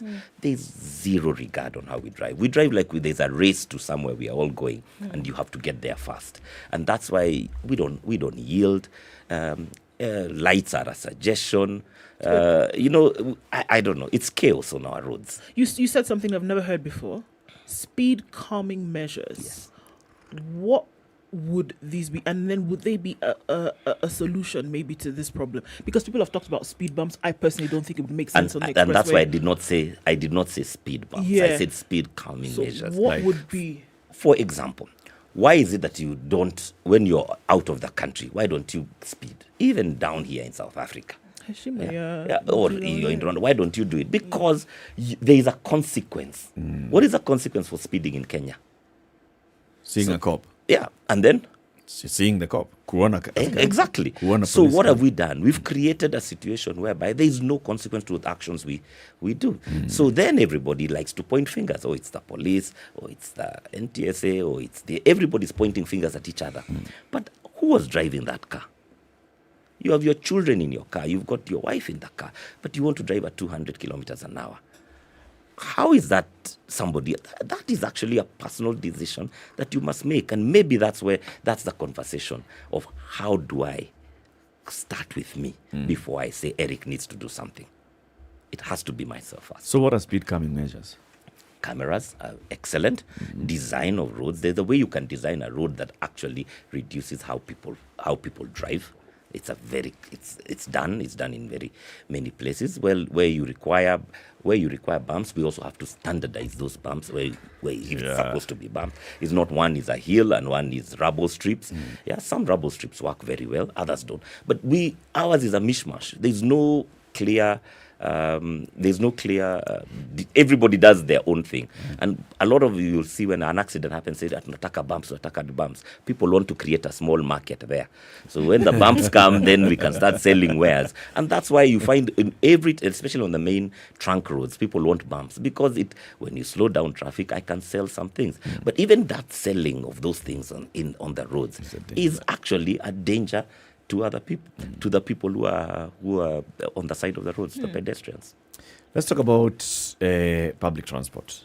We call it public transport, but we keep saying on this show that we don't have public transport in this country. The only thing public is the passengers. Yes, we don't have. There have been moves by the Ministry of Transport to roll out the BRT. Started a couple of years ago. They painted the road. That was step number one. Paint the road and write BRT only. And then you get there and you wonder, okay, so BRT buses, where are they? Second stage, construction of some stages on Thika Superhighway. Well, I think the first stage was designing the BRT routes. Okay. Third was announcement by the ministry that, we want to encourage bidders who would like to be given the license to operate BRTs within the city. Condition. Those buses must be electric or hybrid. And then now here we are. And we asked ourselves, hey, is the ministry running too fast? Before we get there, you have been in the transport sector for a while. Before you tell us about Basigo, what is this idea of BRT from how you understand it? Okay, I'm going to try and be as diplomatic as I can, because having served in where I served, I don't want to look like I'm throwing stones at my former colleagues. However, BRT is an excellent idea. What is a BRT? It's a way of moving people. You see, we build roads to move cars. BRT is the first time we're actually trying to design something to move people. The expressway is not to move cars, it's to move people. Now, if I can move 1,000 people every 10 minutes in buses from, for example, Roiro all the way to the CBD. What do? I'm actually allowing a better opportunity for the people who are using their own vehicles. So public transport is a good thing. And it used to work here. Some of us went to school when we used to take public transport buses, Kenya bus services. They were scheduled. They had timetables. You knew if you missed this bus, the next one's 15 minutes. So that's a good idea. And that's the kind of transport we require. Now, that said and done, it's not something you flip a switch. It must be a process that you go through. And I think they've been going through that process. And it's not easy because when you've had 30 years of liberalized transport, for the government to start coming back in this time when we are all, there's so many competing interests in terms of budgetary allocations, it's difficult. So, and if you look at in where public transport works, it's actually government run and subsidized by government. Here we are trying to do a hybrid where it's actually privately run and regulated by government, and there's something there that it's, and hence why the difficulty in actually implementing quickly. But that said and done, when they said electric, I thought, what a wonderful idea. I thought it's an excellent idea because that is actually the way public transport is going across the world, whether you're talking about trains or buses. And the reason why high-capacity buses work is because they move lots of people. One bus with 70 people is the equivalent of taking out 70 vehicles out of the highway. Yeah. And if today there was a scheduled bus service, I would come by bus to this place. But because I cannot guarantee, and many times I've had people come here and they have said they were late because they didn't know where to get off the expressway or there was traffic. It's because we can't actually schedule our transport. But can Kenyans do it? Yes, they can, because SGR taught us. The first few days of SGR, we used to be people who are left. But now it's a scheduled service. Does anybody get left? No. You can learn. We can learn as Kenyans. So BRT, excellent idea. I would say they need to give it as much push as they can. If they can electrify it, hallelujah. If they can create a participation so that the current operators in the public service transport are also included, even better. Your statement, however, is laden with a lot of ifs and buts. Yes. Moses. Why are you saying if they can do this then, but this would be what is it? What are your apprehensions over this? I live on that road and I see what's going on. And as Erica said, it was a red line first, written BRT only, then it was something else. Have we bought in? The reason why Eric is asking that is because we are skeptical. We don't believe. And maybe we should be piloting and do a 6 months, 1 year pilot so that we can actually show that it's possible. And we didn't believe the SGR would work, but it works today. So that's baby steps. Let's get 5 buses running every day, and with a booking up and everybody, like what they're doing with a train. And slowly let's build to it so that we can learn. Yeah, but sometimes, and then let's sort of design holistically. Because now when you design the road, like for example, the worst road in Kenya, Outer Ring Road, how are we going to put BRT on Outer Ring Road? That we should have designed it with that in mind. Yeah, so we have to stop doing this where you build and then you come and have to fix everything and ukarabati, and we are trying to fix, square holes, round peg in square hole. Holes. Yeah, and then things don't work, and then it looks like, expressway doesn't work. No, it's because how we implemented it. And that's why I said at the beginning, we do things like we are the first ones to do them. They've been done elsewhere, and they can be done. Let's just do it properly once. Well, what stops us from piloting? Wrong person to ask that question, I think. No, I was actually thinking aloud. Yeah. I was actually thinking aloud because there was also the discussion of including people who are already in the transport industry into it. And we did have a conversation with the people in that industry, and there was the issue of cost. I didn't believe it for a single second. Because if I look at the matatu business, they're all in circles. So it's not as though it's one person doing it. And given the nature of that business and the monopoly that the near monopoly that they have, it cannot be that they don't have the money. That can't be the reason. So I'm actually, again, thinking aloud. So what is stopping us from implementing something that clearly will be beneficial? Proof of concept. That's why we pilot. Proof of concept. you prove the concept works, they will all fall in. You can become an investor in that area if the concept is proved. But again, Moses, are we saying that we lack investors? We don't. But why would you invest in something that has not been proved that it can work? Must it work in Kenya for us to understand that it works? I agree, but if you are putting a few of your $100 million in it, then you want to see that it will work in Kenya. That those matatus or those other guys are not going to come and block your bus that runs on a schedule. Sure, because there are many factors, I would assume, that would affect the process that perhaps do not work in another country. If you want to benchmark on what's happening in Egypt, for example, do they have the matatu problem that we do here? Do we see roads with design flaws that they have there? So in as much as you can say, yes, it would work in another country, I think you would then have to pilot in the country in which you want to implement the thing to see how the different factors playing out would affect the process, no? You don't do. Yeah. We never had an SGR before. We didn't pilot an SGR. We had a railway before and it worked. But we knew that the rail system works. Why? Because we've seen it work. In Kenya? Yes. Yes. A bus is a bus is a bus. No, it's not. Very different, CT. No, the railway is on a dedicated corridor that no one else is using. You're not competing. You're not competing. Yes. Maybe house dogs on the road, but the rail, but not. Yes. Let me repeat. A bus is a bus is a bus. Who determines the dedicated passage for that bus? Is it us? No. Who owns the roads? Who runs the roads? Who maintains it? See, they're the ones. Yes. Now, who stops them? And they are the government. All I'm saying is the entire process that we're talking about appears like it's a huge mountain that must be climbed. And I'm saying it is not. Yes. So why is it being made to appear like it's some huge mountain that must be climbed? Well, the day you'll enter government, you'll see mountains. Why? Why? It's 7:30. Kenya's biggest conversation. Moses, you know about Pocket by Mozilla? I've heard about it on your show. I didn't know about it, but yes, now I do. Download it. You have what? App Store? Or Android. You have Android, eh? So go to Google Play Store. Download Pocket by Mozilla. If you have Apple, go to Apple App Store, download Pocket by Mozilla. Why? Because you know how through the day you're seeing 1,000 things at the same time. Okay, yeah, I've seen this little bit of information. I want to be able to read that. This song, I want to be able to play it later. This information about this person, I want to, but I'm on the go. I can't.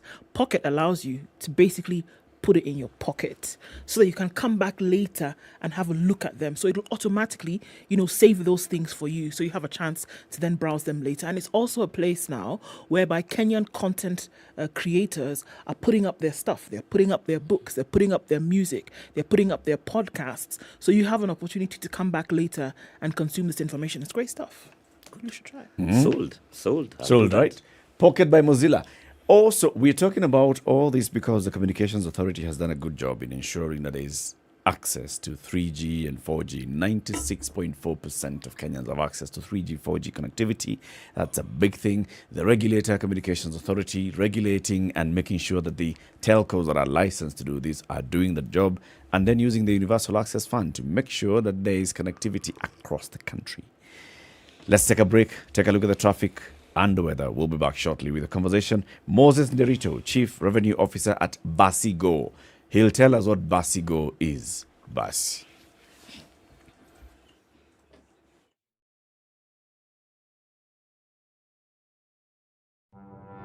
Forgiveness is always conditional. Even before God, there's nothing like unconditional forgiveness. Government doesn't pay you pension until you retire. In fact, they have no money for you. The day you retire, they look for it. This country is punishing many young people. These young people are more susceptible to be deceived, to be taken advantage of, and they're more susceptible to be bought off. Let us also talk about where we want our country to go. We are a population of very young people. We're in a state of capture. The judiciary is under duress. Parliament is in the pocket of the executive. You don't sit and wait for the regime to topple itself. It will never do so. By the way, let me tell you, these guys are so persuasive. I'm telling you, they can persuade you to sell your grandmother. I'm telling you, they can sell sand in the desert. Stacey, has anybody on this program said to you as a guest, saying, "Oh, shut up, we don't want to be told what to do"? Has anybody ever that kind of... Has anybody been Listen, I will not listen. bit of advice? Because Because you're working on the premise that we should all pay heed to these proverbs. It's a very suspect notion. This is the Situation Room, the only way to start your day. The sun is trying to peek through those clouds in Nairobi at 13. We'll see highs of 23 today. 26 will be the high and mostly cloudy in Nakuru at 15. And it's 13 and cloudy in Nyeri, highs of 21 today. 23 will be the high in a sunny Eldoret, currently at 13. It continues to rain in Mombasa at 22. We'll see highs of 28 today and highs of 28 as well in Malindi, where it's raining at 25. 19 and sunny in Kisumu, highs of 29. And we'll see highs of 28 in a sunny Kakamega at 18. Let's look out into Kampala, where the sun is also shining at 16. It'll go to highs of 27 and lows of 15, and 29 will be the high in a sunny Dar es Salaam, currently at 22. 10 degrees and partly cloudy conditions in Johannesburg, highs of 19 and lows of 6, and Lagos is clear at 25. We'll see highs of 30, and 29 will be the high in a clear Kinshasa, currently at 19.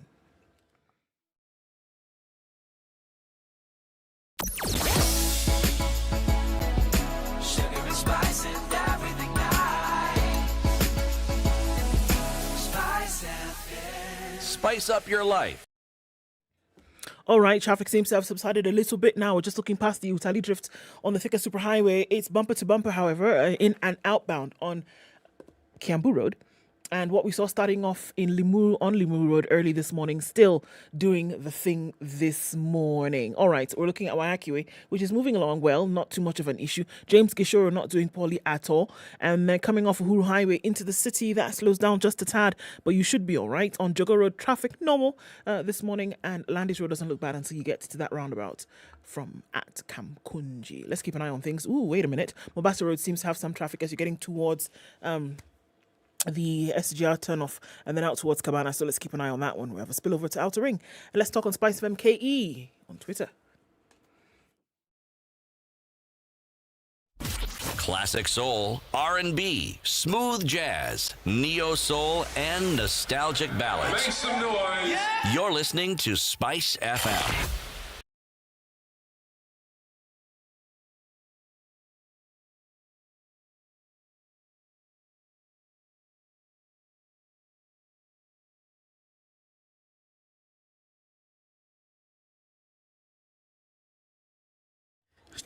Minutes to 8, we continue the conversation with Moses Nderito. He's a road safety campaigner, a former director of NTSA, chief revenue officer of Basigo. We are talking about public transport today. What is Basigo, Moses? So Basigo is an electric mobility company that's looking to revolutionize public transport by allowing operators to move from their dirty diesel vehicles to clean, affordable electric vehicles.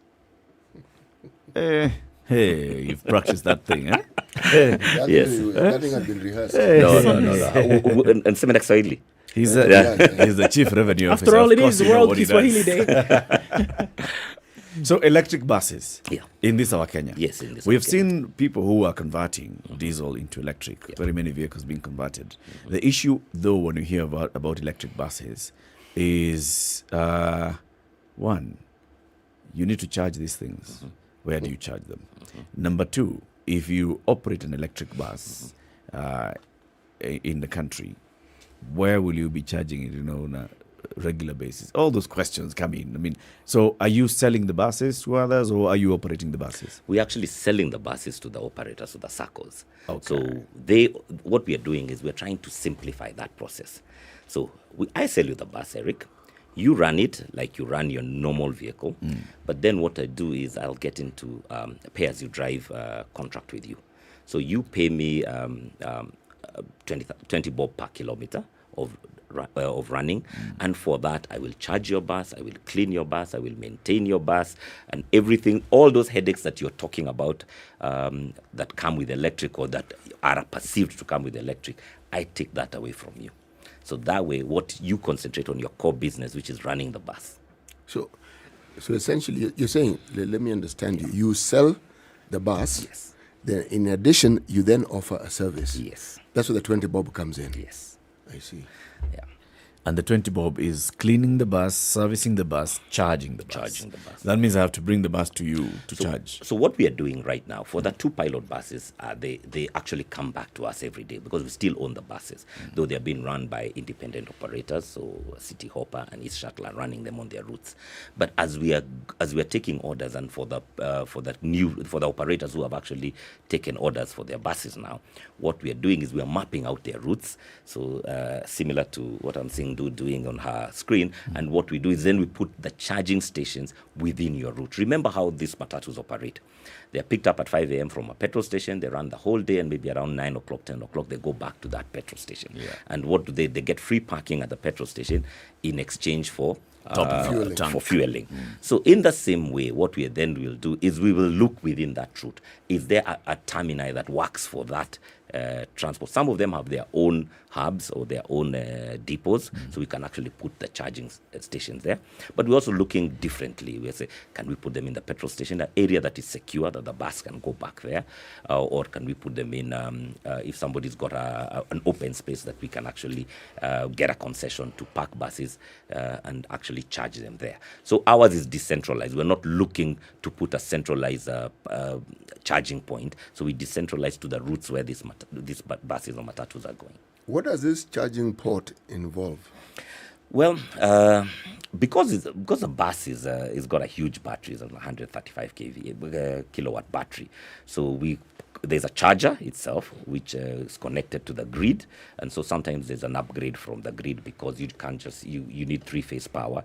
So the upgrade from Kenya Power, who have been very gracious in accommodating our needs. So there's putting the charger, and then the rest is pretty. Let me tell you, an electric vehicle operates the way you operate your phone. At the end of the day, plug it in, pick it up in the morning, and continue. So there is a process, there's a technical process of putting in the charger. Before you came in here, we're discussing that issue of charging, and we're thinking, so do you park the bus at your home and then get an extension cable? No. Yes. For the bus, you cannot do that because of the amount of power. Unless you've got 3-phase power and you want to do, you can't do that. And it's also, it then takes it away from the most efficient way of operating that bus. So what we are doing is we're not trying to change how the bus operators or the matatu operators work. What we want to do is complement what they're doing. By them going electric, they're actually earning 20% more because of the savings they're making. And of course, next week, we don't know where diesel will go. And so there's that process. But also, there's the issue of, if we look at this country, in this country, we've got excess power, especially at night. So that is an excellent way of actually mopping up that excess power, and hopefully, as we scale, eventually the benefits will trickle to you and I on our bills, because right now we pay for that excess power, whether we use it or not. As long as it's generated, you have to use it. And then the other thing, the power that we actually are using in Kenya is 92% green. So which better country is it to electrify transport than Kenya? So we're saying it's commercially viable. 100%. At the same time, we're also looking at it being environmentally viable. I mean, these buzzwords we use all the time, the way of the future, et cetera, et cetera. Is it really then? And then you say that for matatu operators, for example, it's complementary. Would it then be something that futuristically it would be then to remove your 14-seater, your 32-seater, and replace them then with these electric buses? Could the demand on Kenyan roads today for public transport actually be met by these buses? So currently in Nairobi, the replacement of diesel buses is roughly 1,500 per year, just in Nairobi alone. So if we were to be able buses plus matatus, or just buses? Well, we're calling them buses. Seaters. We call them the buses. minibuses. Yeah, the minibuses, whether it's a 25 or 33 or even a 50-seater. So even if we were to get 20% of that market value, it's significant, and grow it upon time. So there's no way we are going to replace, switch and they all replace, because a typical matatu has a lifespan of 6 to 8 maybe 10 years. So those ones are going to remain. But as we are moving forward, we can actually start using cleaner transport, and maybe stop enriching the Arabs too much and start enriching some Kenyan companies that actually generate power here. Because we are sending all our money. We're sending 40% of all our forex or our dollars to the Arab world. Well, we could actually, even if we just took 10% of that, you're talking about $400 million saved in foreign exchange that could be actually used in generating more green power here. And that will have the effect of actually reducing the cost of transportation for everybody. So it's actually a win-win situation for the country and also for the operators and the passengers. So Basigo has 2 buses so far. Yeah. Right. What model are these buses? The buses are BYD. BYD is the world's largest electric bus manufacturer and one of the world's largest electric vehicle manufacturer out of China. So we've got these 2 pilot buses. They've been running for the last 100 days. Actually, today is the 100th day. We've done over 50,000 kilometers between the 2 buses, carrying 60,000 passengers. And those are the pilot. As I said, we was talking about proof of concept. What have we done in that 100 days? We've actually proved that you actually the revenue per seat is 20% higher than the diesel bus. Now, on the back of that, we've been taking orders. Our orders are now getting to 3 digits from these circles, because we go, we present to them, we show them what we are offering, and some of them by December we'll have another 15 buses, and by early next year, those 15 we'll have 17 buses running on our roads. Next year, we intend to locally assemble and hopefully get to a few hundred running in this country. The battery size, you said, is about what? It's 135 kilowatts. 135 kilowatts. That's a huge battery. It is a huge battery. How long does it take to charge it? And then how much does it cost to charge it? If you are to charge it from zero, which you typically never do, it'll take you between 3 and 4 hours. Yeah, and that's using a slow charger, so charging at 30 hertz. But however, you can do fast charger where you actually charge it in 2 hours. However, what's more important is it's not so much the time, because remember I said we're charging at night when so the bus is parked anyway. When the bus is parked anyway. What's important is that bus can actually do 250 kilometers in a day. Okay. That means it's able to do the entire day running. And remember, these buses are predictable. They move from A to B, from B to A, and that cycle, that's their route. So it's quite predictable. So the first thing, if you come to me as a matatu operator or as a sacco, I say, where is your route? Where do you go? And we'll see how many kilometers do you do? Are you within the capacity of the bus? If you're not, so what we've realized is sometimes at lunchtime or off peak, the drivers need to take a break and during that break we can actually do a top-up charge, and you find a bus doing 320 kilometers in a day. So it's been working out quite well. How much? To charge that bus would cost you around 1,000 shillings a day. Fully charged? Fully charged. And it will take you for how long in terms of kilometers? 250 kilometers. And Okay. remember a that typical matatu, like now the ones that you have on the road. How many kilometers is a bus doing?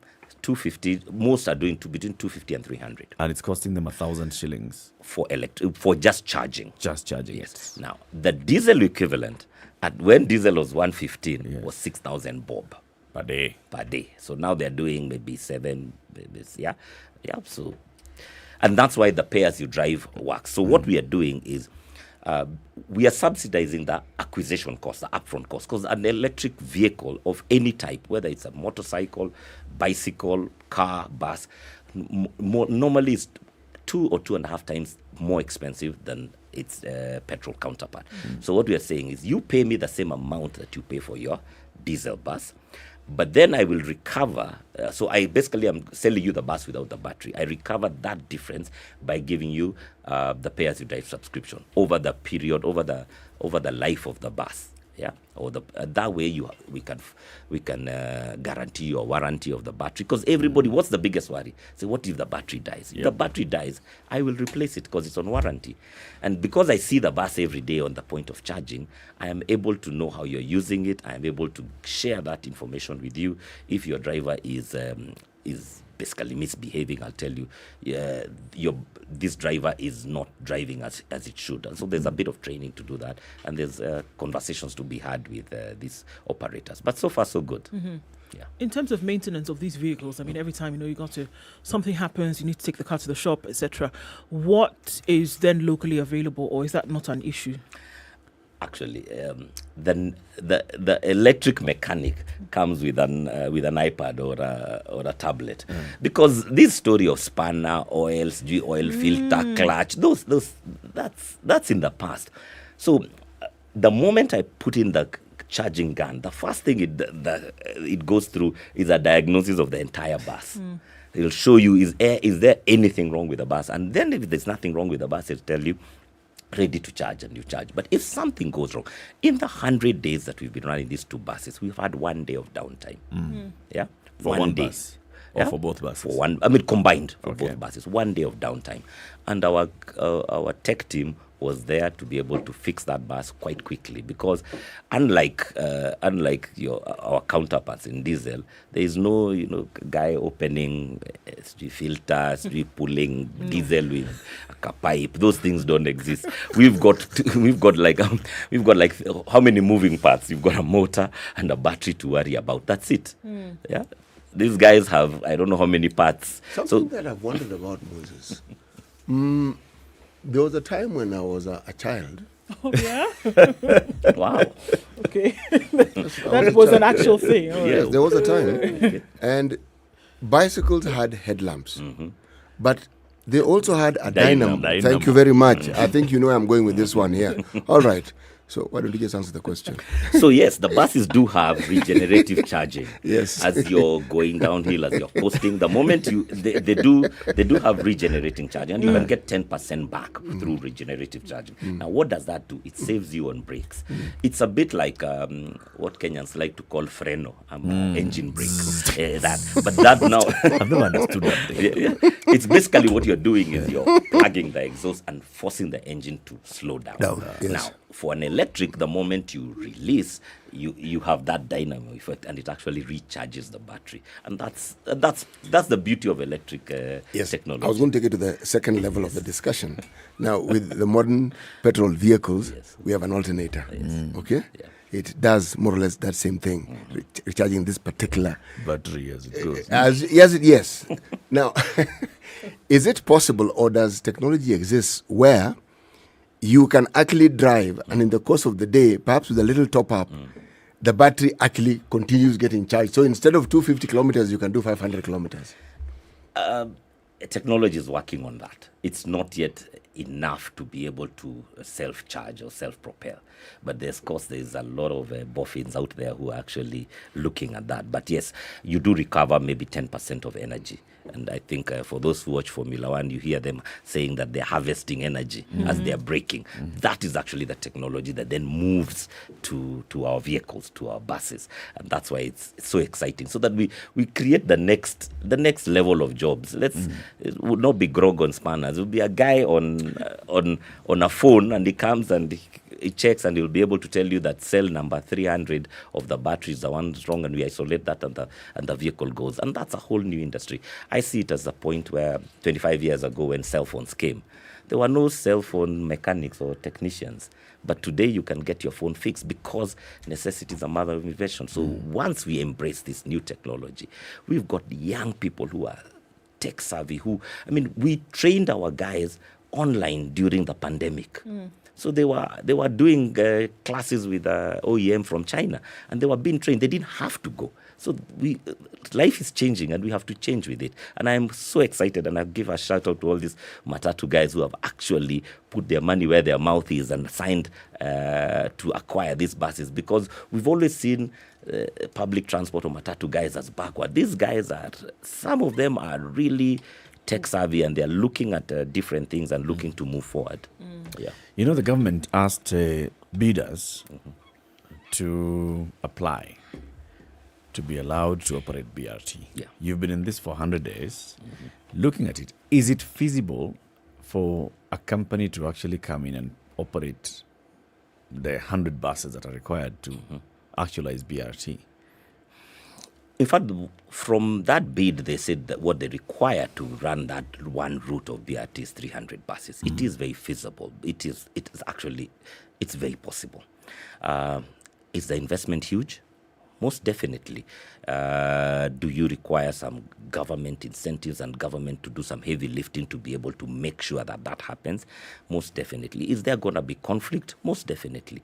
But it's possible, because there's nothing in the world that's not impossible. It is very possible. We just need to have the political will and to actually put our money where our mouth is, and it will happen.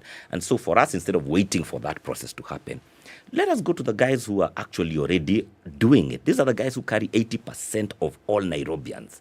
So let's give them that benefit now. And when the government comes on board and we get incentives for electric vehicles, it will only get better for the guys who have actually invested in it. Yeah. Should the government get into this business? Invest, at least even in the pilot phase, because you're saying it's expensive. It's expensive to have an electric bus on the road. You're asking people to bring in 300 buses. Yeah, I think government has a lot of competing interests. Now, is public transport something that is supposed to be in government? As I said, it's a social service. Should it be done by government? Most definitely. Can it be done after 40 years of liberalization? I'm not sure. So what I would say is government needs to continue creating the atmosphere, regulating better, so that the ones who are operating can actually then work better. Because I think that bus has left. Your bus imeenda. Yeah. So you don't see government coming back. Public transport in this country is history. I want to imagine, or I would love to hope that it's possible, but I don't see it. What I would rather they did is create that environment so that those, there are circles here in Nairobi that are 400 vehicles today. Those are the guys who should be molded in a way, or given the incentive to actually run that public transport in a better way, and give them even they should be subsidized. So if you want the fare, to be 20 bob, let them charge 20 bob, but the government puts something in, and those guys will see the need to operate that. But way. see, there's the other side of the coin. Yeah. If we go with that mentality, then it means that the government will be seen as a competitor. If it ever came up with light rail system, with improving the Nairobi commuter rail system, it'll be seen like government is coming to compete with these private business people. I really don't think it's competition. Look at how this city is growing. We actually are maybe 20 years behind what we require in public transport. So the light rail it's an integrated system. I should be able to get into the train, get out here, but how do I get to that last mile? Or how do I get to the next mile? Because how do I get to a train to Westlands? Okay? So I'll take the light rail to the town, but I need connectivity from that point to the next destination. So that is what government should be doing, and then creating a way that that public service transport companies can then now do that, but in a better way than we are doing it. How we are doing it today creates chaos and creates all this congestion. That's why your top favorite pet project, Green Park. Yeah, again, that's proof of concept. I like what they're doing, but the start-stop doesn't work. Let's not say everybody comes in. Let's take one route. Same number 111. Yeah, number 111, all of them come to Green Park. Then slowly. That's why we started with 2 buses, not 100. And that's why I'm very confident that in December I can add another 15, because then the infrastructure to run those 15 will be there. Now, from that key, I can then make the next step to 100. Yeah, because I've taken baby steps and I'm learning. I'm also now moving with my utility, with the Kenya Powers of the world, that they are now understanding what my needs are and what I'm doing, so that way I'm not doing everything at once. And then we end up with where our conversation started, where we're saying we behave like we're the first ones to do something in the world. Moses, thank you for coming. You are a serial entrepreneur. This is a man who started introducing those mobile toilets that we see, right? Exclusive, this man. Cheap, affordable housing, quarter housing, this man. Okay. And have all those things worked?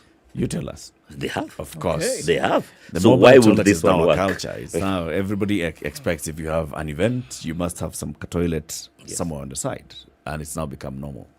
They have worked. And electric vehicles will be normal within the next 3 to 5 years. Okay. We believe you. Thank you very much for joining us. Moses Nderito is the Chief Revenue Officer for Basigo. If we see those buses, can we tell that this is the electric bus? Yes, you can. How does because it you'll see it, you won't hear it. All right. And they look like a bus out of Europe. That's where they don't look like.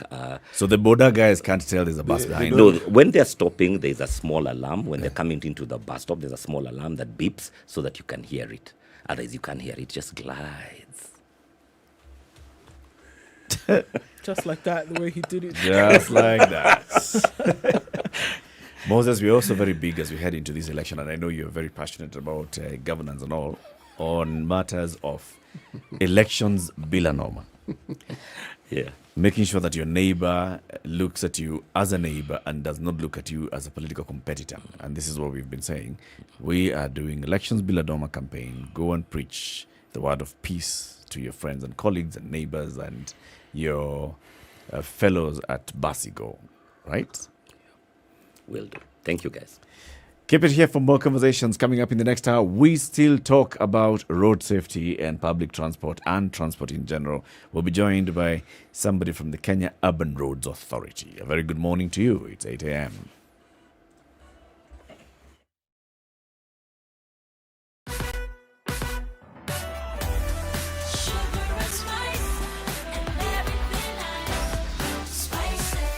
Spice up your life.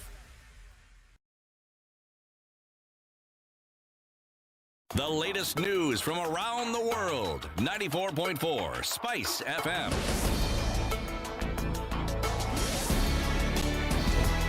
Ford Kenya Party leader Moses Wetangula has distanced himself from the Greek company awarded a tender by the Independent Electoral Boundaries Commission to supply and deliver ballot papers for the August 9th general election. In response to widespread reports that Wetangula may have an influence in the printing of ballot papers and polls registered to be used by IEBC, courtesy of Visa-led association with individuals linked to a firm awarded the tender, Bungoma Senator insists that the persons named are not known to him in any way. Wetangula, a principal in Deputy President William Ruto's led Kenya Kwanza Alliance, maintains that the correspondence being circulated as proof of his association with informed Lycos Hellas SA Holdings officials are a product of falsification and urged Kenyans to ignore them. I want to make it very clear that I have no interest whatsoever in any paper business, list ballot printing for any elections. I do not trade in paper. I do not trade in printing. I am a full-time politician and lawyer, sometimes straying into farming. I have read the story very carefully. The headline they have screamed with does not even tell you their story. I have got no personal assistant by the name Joshua. I do not have anybody that I know who deals in printing business. The names of the foreigners they are indicating are not known to me. Now, Azimio la Umoja One Kenya Coalition Deputy Presidential Candidate Martha Karua has asked Kenyans to trust her and his principal Raila Odinga to instill discipline in day-to-day running of government business. And Azimio, Karua said Kenyans will enjoy good governance and better leadership, even as she undertook to ensure all resources will be safeguarded and put in good use. She says if elected, a Raila Karua administration will deal a decisive blow to runaway graft, especially in public spheres. Speaking during a meeting with the teaching fraternity in Nairobi, Karua decried what she described as a brazen looting of our country, but promised a complete about turn as soon as Azimio takes charge of the August 9th polls. The best schools were public schools. We are products of public school. If we are not the mark of excellence, then you are consigning the entire country to misery. If we seal the loopholes, we will not only pay the debts, but we will also develop and meet the needs of the various sectors, including teachers. Our prayer is that we win so overwhelmingly that it is uncontested. Now, Marsabit Governor Mohamud Ali, who is fighting to defend his seat on a UDM ticket under the Azimio umbrella, has dismissed claims by Deputy President William Ruto that his support for Raila Odinga is not genuine.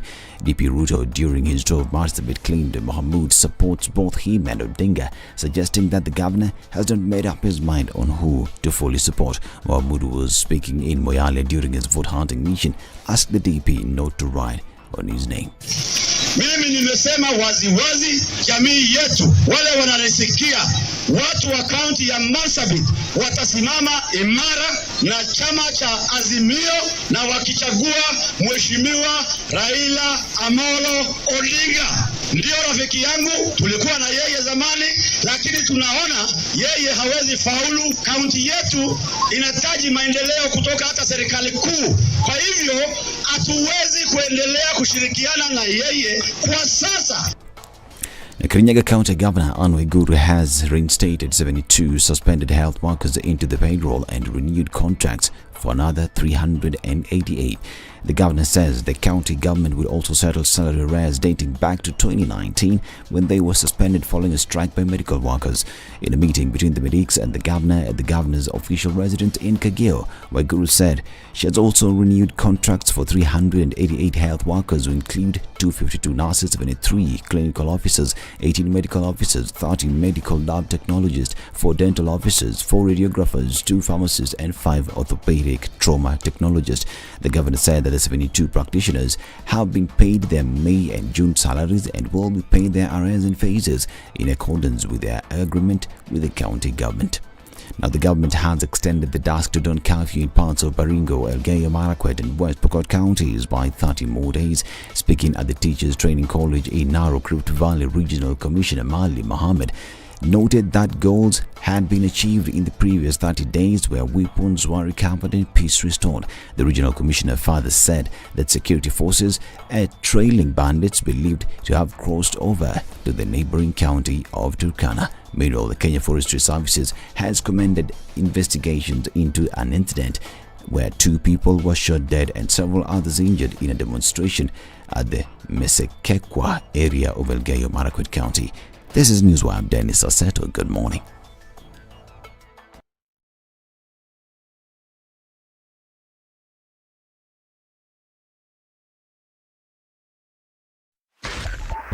.5 Spice FM, Kisumu. Langata Road, not looking too bad this morning, but some traffic as you're getting towards the interchange. The southern bypass is looking good as an escape route from the drama that is today happening on Mombasa Road for some reason. I'm not quite sure what is causing that. Hasn't been there for some time. Ooh, I know why. There was an accident that took place a few minutes ago, and that's what's causing that problem. And very slow traffic then heading out into the city. Going towards Airport Road is also building up. And then the mess that is Outer Ring is a totally different story. So you might want to think about using the southern bypass to get a longer route, yes, but without much in terms of interruptions on the southern bypass. All right? Looking at the Thika Superhighway and looking a little bit better now, but Outer Ring through to the Pangani Underpass still continues with traffic. Kiambu Road as well is doing that thing this morning, and we're looking at bumper-to-bumper traffic. Limuru Road started really early today. We're getting just past United Nations Avenue. Also then having passed the Village Market and then coming out towards Limuru Road, that is going to slow you down some. All right, James Gishuru, building up towards Wayaki Way, out towards Ring Road Westlands. We're in traffic hour proper. Let's take a look at what it looks like in about half an hour. Talk to us on SpiceFM KE on Twitter.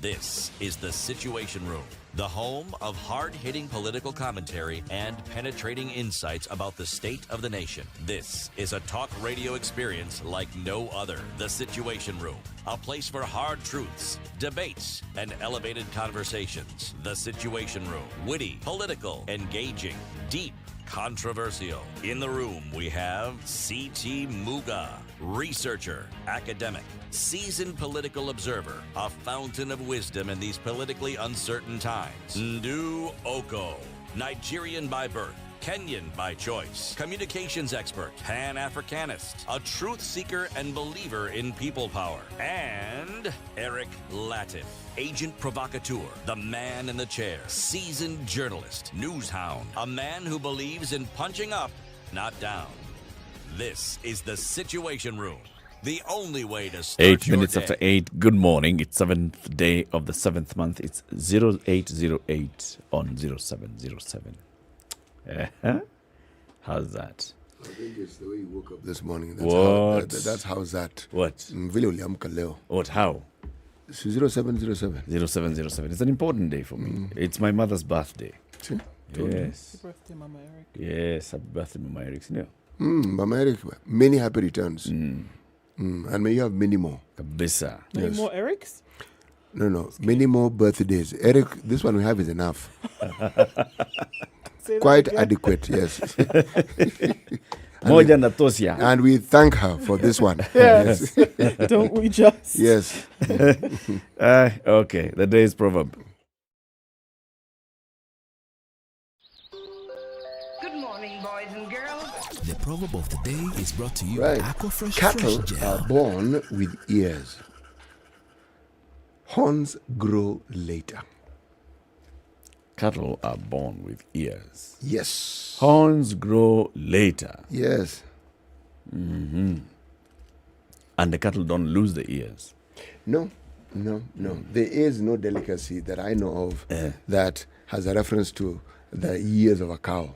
No. So the ears are safe. This is from the country of? It is written Lesotho. There are some who pronounce it Lesotho. There's some who pronounce it Lesotho. But so long as you know what we're talking about, it's this country in the middle, bang in the middle of South Africa. Yes. What are the people from Lesotho called? Lesothoanese. They're called Besoto or Esoto. Yeah. They're actually not called the Lesotho. Do they know that? They do. Just wondering.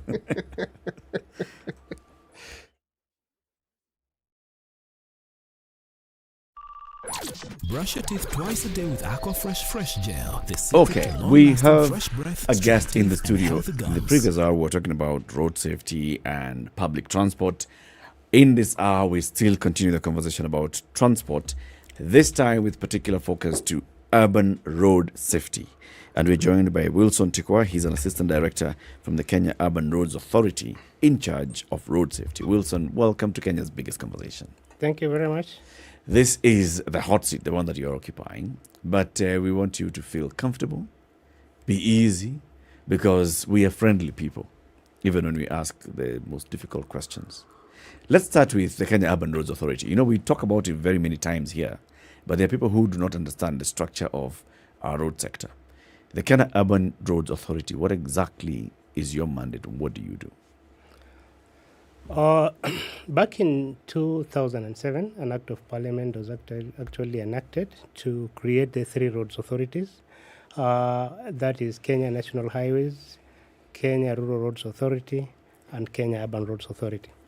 And KURA, or Kenya Urban Roads Authority, was actually given the mandate to manage all national urban trunk roads, basically the roads around urban areas or mainly the built-up area in this country. Initially, it used to be municipalities, but now with the onset of the county government system, we are now actually spread all over each and every county headquarter. So we have 10 regions that actually manage the entire country. That we actually use as offices to actually perform and execute our mandate. So when you say urban, are we talking about towns or cities? Like we know KURA is in Nairobi, KURA is in Mombasa. Is KURA in Isiolo? Is KURA in Marsabit? When you talk about urban areas, it is not only cities and major towns. Any upcoming town is actually an urban center. We are everywhere in this country, and that's why I said we are in every county headquarter. We were the first to build a tarmac road in Lamu County since this country was actually known. So basically we've spread all over the country, not only in these major cities as the perception is. So you talked about national urban trunk roads, that being the purview of KURA, right? Could you tell us exactly what those are? Which roads specific? So if I'm in Nairobi, for example, how do I know then which network is a national urban trunk road, for example? And then should I be making demands on you for my estate road, which is in a shambles? Or what exactly are we talking about here? Back then, a classification was done of the whole road network in Kenya. And from that classification, therefore, it was decided which kind of roads, like now for Kenya is Class A, Class B, and so on. And then now you have the UB Urban Road Network was now designated to Kura. And lower than that now, you go to the county roads. And even lower than that, you now have forest roads. You even have roads under KWS. So the urban road network is actually a classification that you actually need to get that classification system for you to be able to know which road belongs to who. Yes. Okay. The roads inside the estates, are those under Kura? Some and some not. The ones that are not, who are they under in the city of Nairobi? Yeah, they're under the county government. Nairobi is not rural, so it can't be under Kenya Rural Roads Authority. You will be surprised that there are still roads under Kenya Rural Roads Authority in Nairobi. For example, Gataka Road was done by Kera, and that is the main link road that joins Nairobi to Ongata Rongai. So, and that's still within the urban area. So all these roads actually, each of them has been designated to a specific authority. Okay. Yes. So when you talk about a road, we're talking about everything about the road. So there's the motorable space on the road. There's the drainage on that road. There's the pedestrian walkways on the road. The cyclable areas on the road. Places for mkokoteni pushers to use. And footbridges as well, right? It's everything. So when you're designing or when you're managing a road, do you put all this into consideration, or is there a requirement that you must demonstrate how all road users are going to benefit from this space that's been designated as a road? At Kenya Urban Roads Authority, we deal mainly with the urban environment. And when you talk about the urban environment, you actually have to put in consideration each and every person or anything moving on that particular corridor. Whether it is a 60-meter corridor, 80-meter corridor, 30-meter corridor, you must actually provide all that within that very space, because at the end of the day, you need to move pedestrians, you need to move motorized traffic, you need to move someone pulling a cart, you need actually to have provisions for each and every kind of mobility on that particular road. So in our design stages, therefore, as Kenya Urban Roads Authority, being an urban space, we actually take in consideration all those road users, and therefore we must actually include it right from the start from our own designs. You know, every time one looks at a road, at least as a layman, let me say, every time I look at a road, I see a passageway that has been designed for me to use for traveling. But then there's always the question of, what are the thought processes that go into designing a road, or, for that matter, designing an expressway? What does one put in place, and how does the thinking go? Let's use an example. Outer Ring Road. Basically, as you design a road, there is what comes first is actually what is that road meant to serve. Is it a high-speed road? Is it supposed to move traffic away or in? Is it a service road? Is it maybe a road serving a port, for example? Therefore, you expect a lot of slow-moving traffic. So that is the thought process. Is it a road that serves a market? If it is a road serving a market, of course, you know that a lot of the road users will be pedestrians. So that is the thought process. Now, as you said, the expressway, for example, is supposed to move traffic as fast as possible from one point to another. But when you talk about Outer Ring actually was a link road. It was supposed to link Thika Road and the North Airport Road.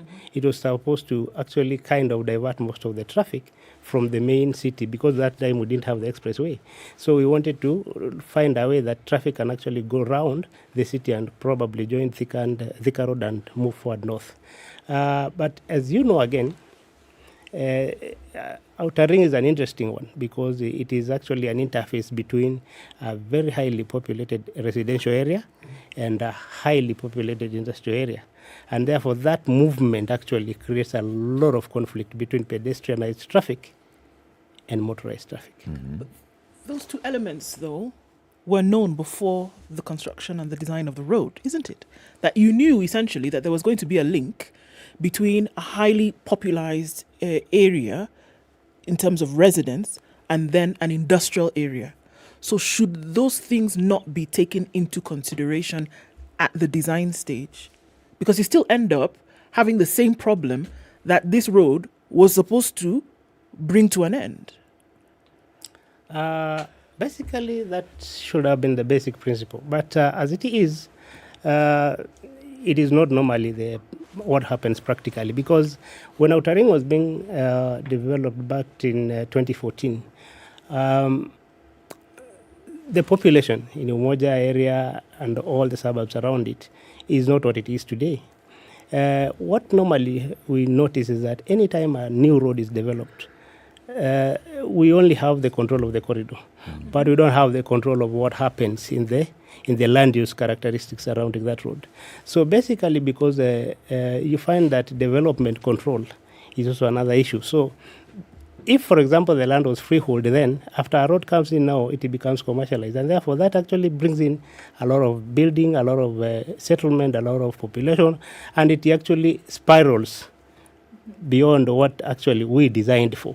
That's exactly what happened in the Eastern Bypass. The Eastern Bypass, Utawala used to be very smooth between City Cabanas and Ruiru. But a few years later, the land use characteristics changed tremendously.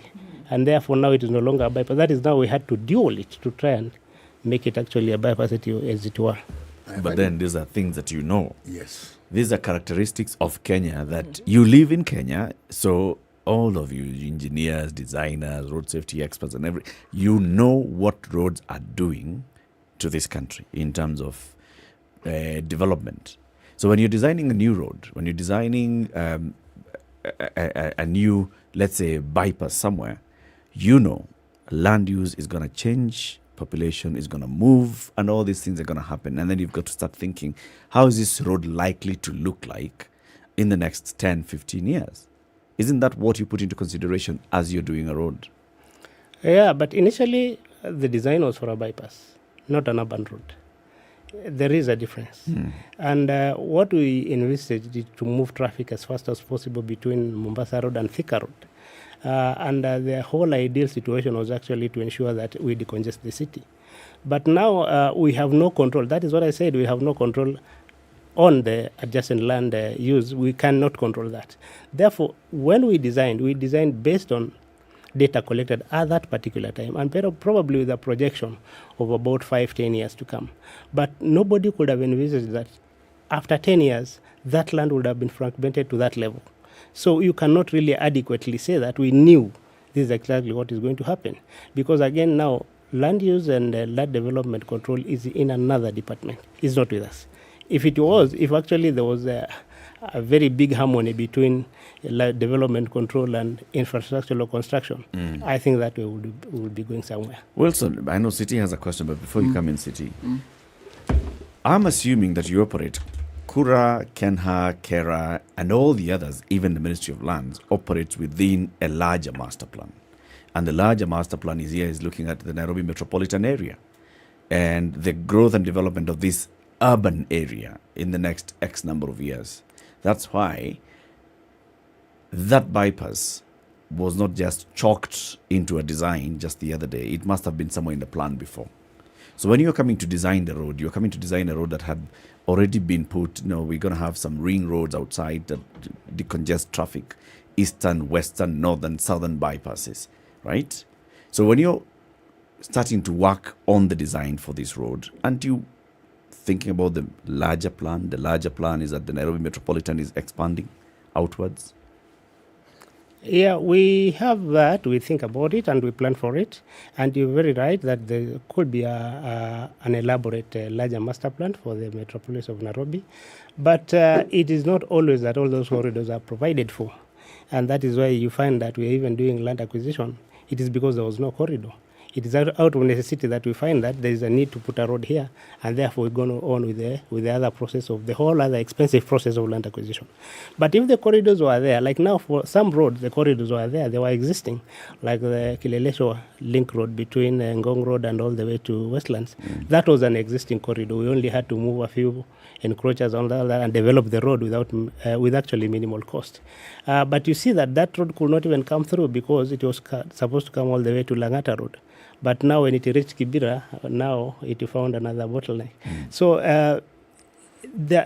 it is the whole thing I'm talking about develop, control, land use characteristics, land use tenure system is a problem.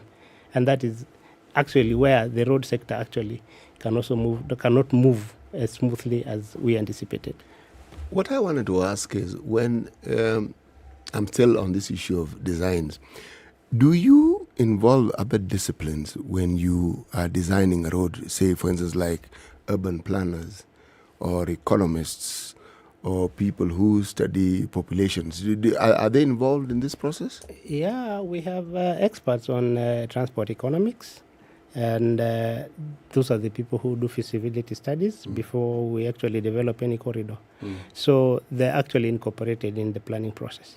So then, if they are incorporated and we're discussing what we're discussing and the direction this particular discussion is taking, can one then therefore assume that there can be a flaw in the design? Because if problems arise and they couldn't have been anticipated fully, so one now has to do some other or make some other decisions to, for lack of a better word, rectify what was done. Would one be right in saying that then there was a design flaw? No. I can categorically say that is not possible. The designs we use are actually interrogated by many experts, not only within us. We even engage consultants to do the same, and we supervise them, and we actually work with what is internationally sound in the design world. But what I'm saying here is that some things are predictable, others are not. And specifically with us as a developing country, things are spiraling in all directions. And a road situation is a very fluid situation because it depends on so many characteristics and factors. And everything that happens around a road actually affects that particular road. So when you find that probably there is a tremendous accidents in one particular location, it is not necessarily that there was a flaw in design. It could be so many other things, even behavior. We have seen a very good examples here with the expressway. This is one of the best designed roads in this country, but you all know what has been happening along at the Mlolongo exit. People overspeed. It is about our attitude. It is about our indiscipline. It is about so many things that are wrong with our behavior as a community. How do you decide as Kura which roads to work on? And the different aspects towards this. I mean, there's the management of roads, there's the construction from scratch, there is design and all of this. As you look at the country and take that into perspective, looking at now, maybe let's just focus on the Nairobi metropolitan area. So then you have your dormitory towns, Ruiru, Syokimau, Kitengela and such. How do you decide we're going to work on this area? What elements then affect those decisions? Our plans are normally informed mainly by statistical evidence. But, a huge chunk of our budget actually goes to maintenance. And maybe rarely new constructions. And new constructions are actually based on, as the city expands and population data. And like what we've been doing about the informal sectors in Kariobangi, in Kawangware, we actually look at who needs the road most. That is basically what actually informs. And maintenance is actually the status of the road. After inspections and audits, we actually see that this road actually needs to be rehabilitated. So that is actually how we prioritize our work and our engagement. So then as the country develops, Because a few moments ago, you talked about the fact that there are certain factors which will change. So you know this already. You see government, for example, making a move towards widening the Nairobi metropolitan area. So even as that conversation is taking place and there's certain factors then that are coming out to play, do you then say, oh, hold up a minute, the area of the capital is expanding? Should that not mean that we also need to put in the requisite infrastructure to make sure that we can actually truly have a cosmopolitan area that is spreading north, south, east, west? You're very right. That actually happens, but again, it all depends on budgetary allocations. Okay. And that is the biggest constraint at the moment. Lack of adequate funds to actually do those very big dream jobs that we all want to do around the metropolis and other areas in the country, because we only not think about developing Nairobi. We now have several towns in Kenya that have already acquired city status, and we would also want to develop them equally as well as Nairobi. But now, for financial allocation is a problem. Yes. Let's take a break. It's 29 minutes after 8, Kenya's biggest conversation. It continues. We remind you about elections, Bill and Norma. As we head towards this general election, it must be repeated over and over and over again.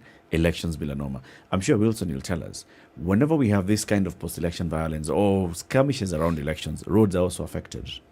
In fact, people go and light up tires. What does that do to the road when people are protesting and they just go and light up and burn tires on the road? Basically, of course, it destroys the road. Some of that fire can actually last for hours and raise the temperature to several degrees, thousands of degrees high, and therefore melt the road. And as a result, it actually becomes a weak point in that particular road. And potholes develops, and next time there's rain or even just some humidity, then the road starts peeling off. And as a result, the road gets destroyed. And maybe you've spent a lot of millions, a lot of shillings actually rehabilitating or constructing that new road. So we also find a lot of destruction on the road furniture, the road signs, the guardrails. All those things around roads are actually affected because the biggest arena in any demonstration is actually the road. Yeah. There is where people go to demonstrate. It's the best and most visible open space. Yes, the open space, the space that is actually available for all, most of the time is actually a road. So let's go into these elections, Bill and Norma. Let's make sure that we play our individual roles in maintaining peace and in preaching peace. 8:30, Kenya's biggest conversation will return shortly. We are talking about road safety, and the manager in charge of road safety at the Kenya Urban Roads Authority, Wilson Tikwa, is in the studio with us. He's an assistant director in charge of road safety at the Kenya Urban Roads Authority. Good morning.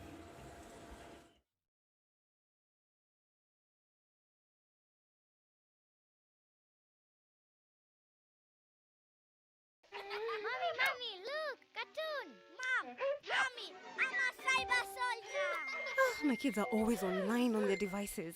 Kila saa. Lakini kuna hatari nyingi online, and as a parent, I need to keep them safe. The Communications Authority of Kenya, CA, manages the country's cybersecurity to keep you and your family safe online. The Communications Authority of Kenya, opening your world.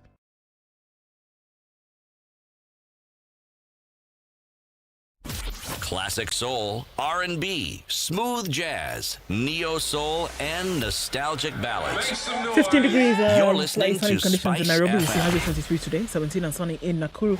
Highs of 26 and lows of 13, 14 and cloudy in Nyeri, coming down to lows of 13 and highs of 21. It's 14 and sunny in Eldoret, highs of 23, and we'll see rain showers continuing for most of today in Mombasa at 24 currently, going to highs of 28. It's 26 and raining as well in Malindi, highs of 28 today. And the sun is out in Kisumu at 19. It'll go to highs of 29. And we'll see the sun in Kakamega as well at 19, highs of 28 and lows of 15. It is mostly sunny in Kampala at 21. We'll see highs of 27 and 29 will be the high in a partly sunny Dar es Salaam. It's 12 degrees and sunny in Johannesburg, highs of 19 and lows of 6, and mostly clear at 25 in Lagos. Highs of 30, lows of 25, and 29 will be the high in a mostly cloudy Kinshasa, currently at 19.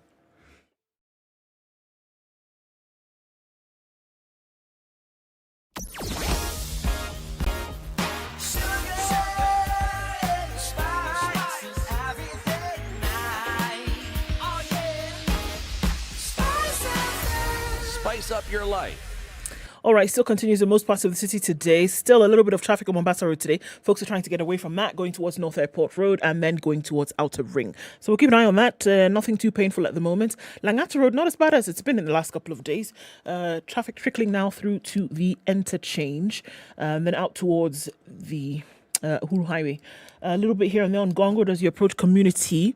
Heavy traffic between the Makadara train station and just before Mbutela on Jago Road. Landis Road is now piled up. Kamkunji through to Haile Selassie and then into the CBD. Coming off Muranga Road, really busy this morning, and that's traffic that's spilling over from the Thika Super Highway as well as Juja Road. We're still in traffic hour, folks. Let's see what it looks like in half hour, right?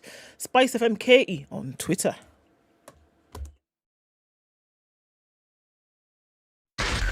Spice FM, Nakuru.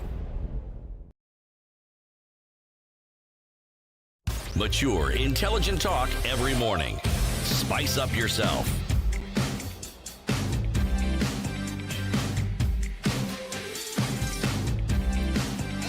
Mornings done 26 minutes to 9. Good morning and thank you very much for keeping it locked on Spice FM on KTN Home or YouTube and Facebook, where we also live stream this show. This is a Situation Room. It's Kenya's biggest conversation. Eric Latiff, Ndu Okoh, CT Muga, our guest this morning.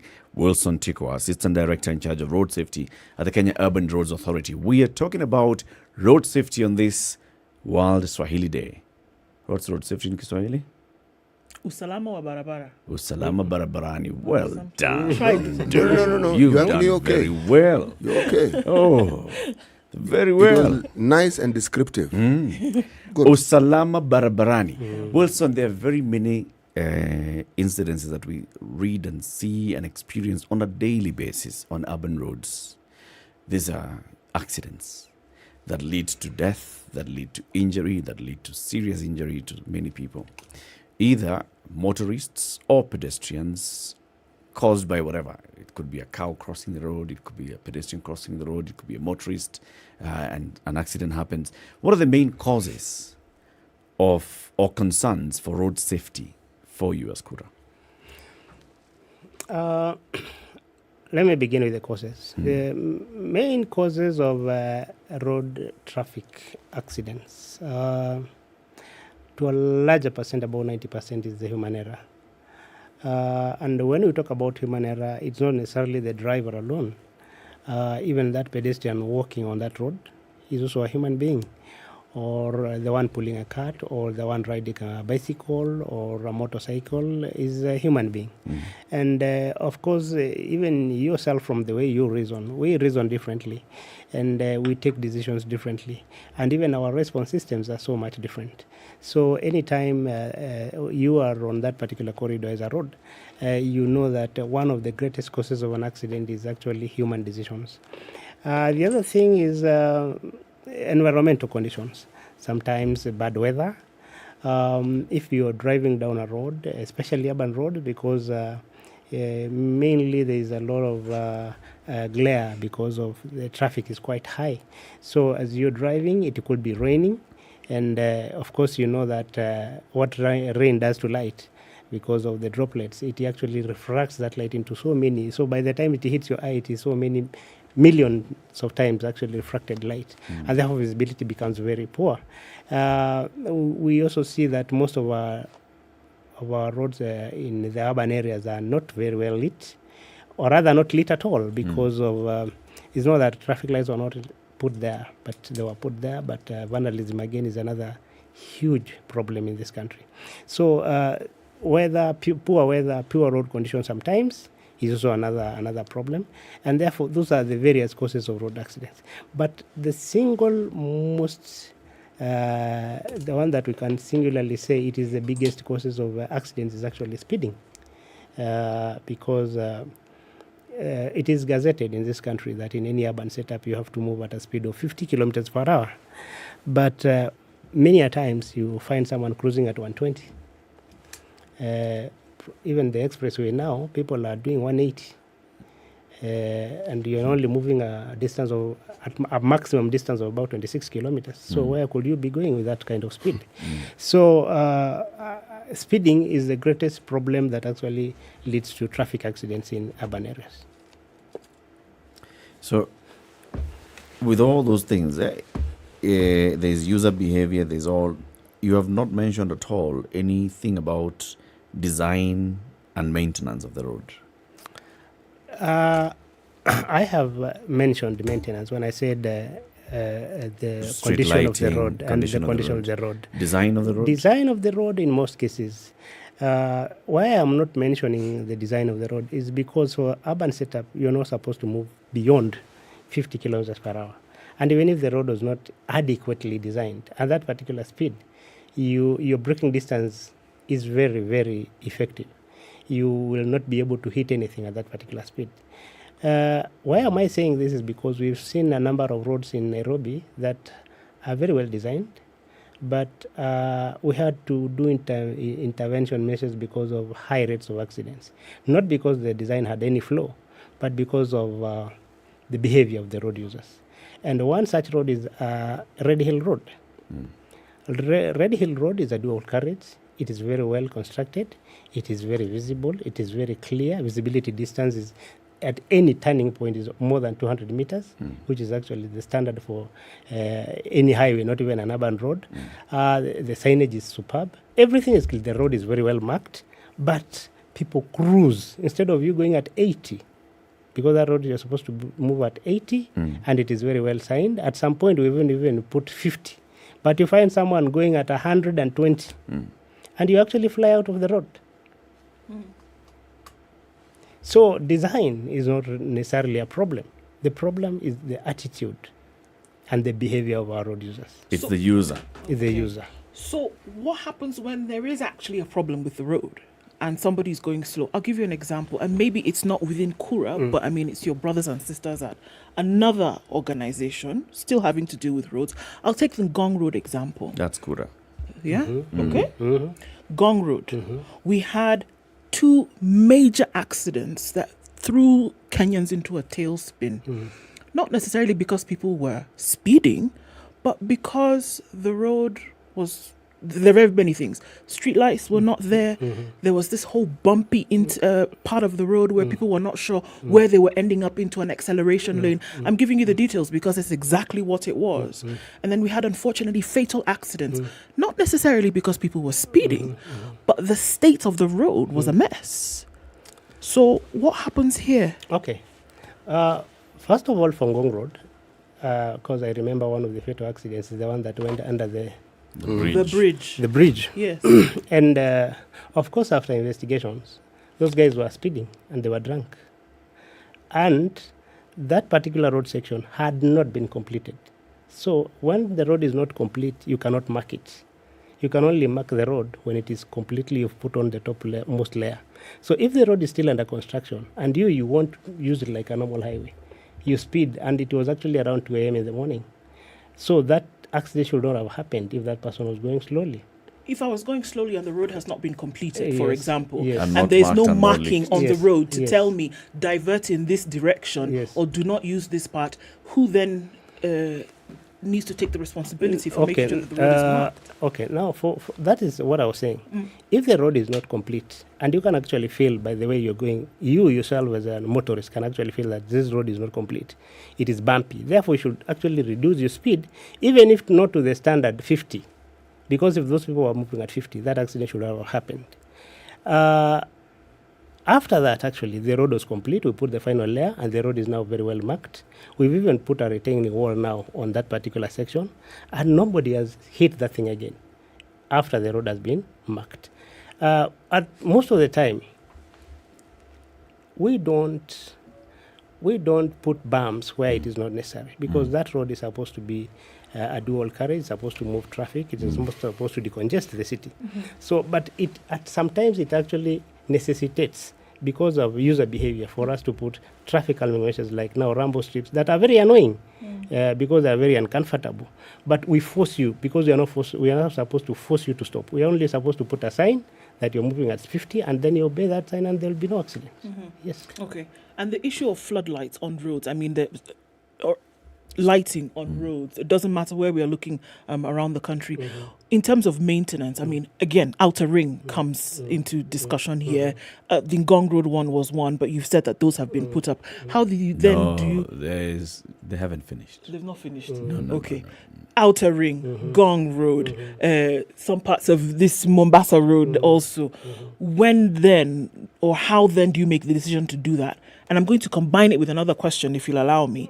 How then do you decide who your contractors are and what kind of process of, number one, integrity, and number two, expertise do they have to go through to make sure that they're actually doing a good job? Okay. You've worked so many questions in one. I know. There's so many issues. Let me attempt to answer them one by one. With the one about procurement, who is qualified enough to do that, there's a whole procurement process that is followed for that, and I don't think I'm really an expert to answer on that one. When we talk about the street lighting, we as a roads authority, we actually construct a road and install the street lights. Okay. But management of that is not within our mandate. Okay. It is actually within the county governments. That is how it works. Management of traffic lights. It is them. So the moment we install them, now the mandate actually shifts from us to them. Okay. So if vandalism is done and they are not replaced, that now is actually not within our purview as Kura. You know, I understand that every road user has some responsibility that they must bear when they're using the road, and that they must be careful. There's this road we follow towards the airport. Every once in a while, there's a turnaround somewhere near Yana Tires. Every once in a while, you'll find it is blocked. Then every once in a while, it is opened up so you can follow it. But you're never really sure when they're going to block it and when they're going to open it. But that barrier clearly prevents you from using it because it's there. Now, when a road is incomplete and there are no signs to indicate, because I've seen road signs that indicate that there's loose chippings on the road, so you know. A big sign saying go slow. Better still, a barrier that prevents you from heading in the direction, because the fact that those barriers are moved, it means they're mobile. So it brings me to the question that Ndu was asking, but I'm going to ask it differently. Kura doesn't build roads. They ensure that they are built well.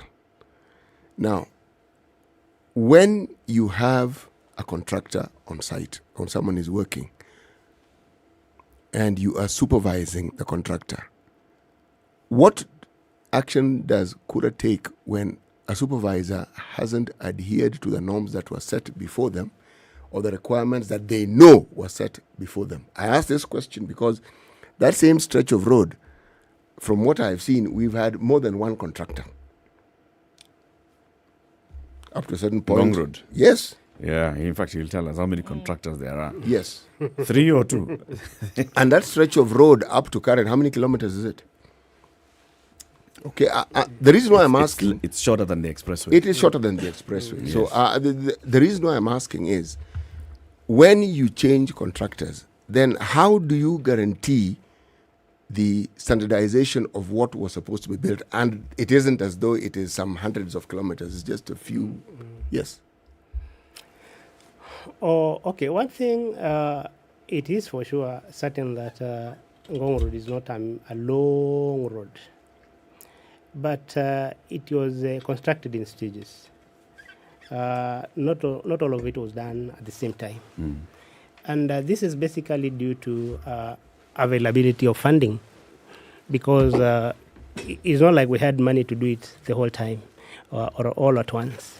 So if money was coming in those stages, therefore you can only, because the first phase was done all the way to, from the library all the way to Uchumi, and then the second phase was done all the way to the junction, and finally the third phase was done all the way to Karen.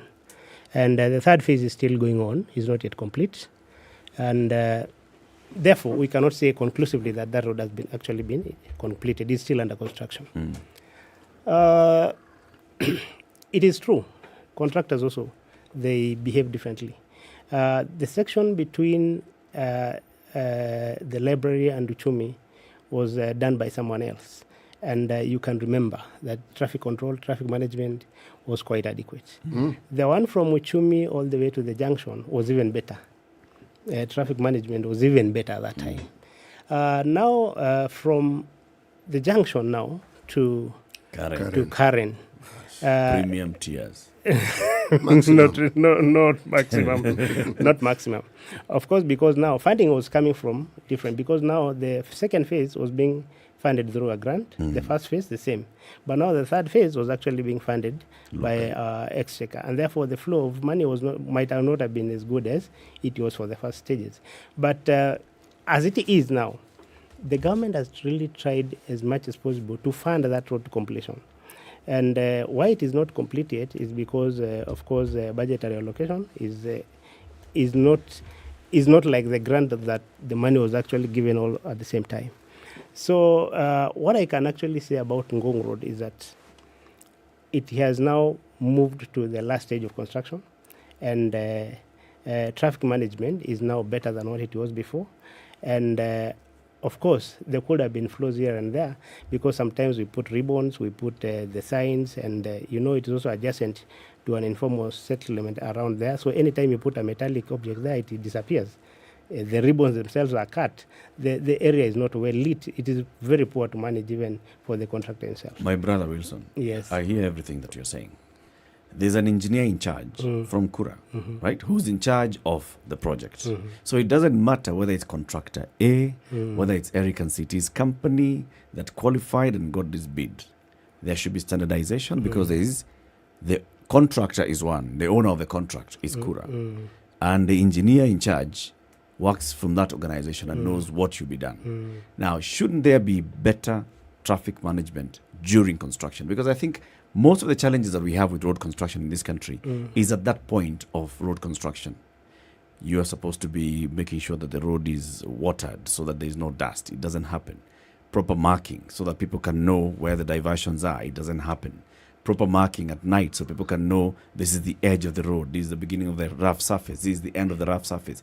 It doesn't happen.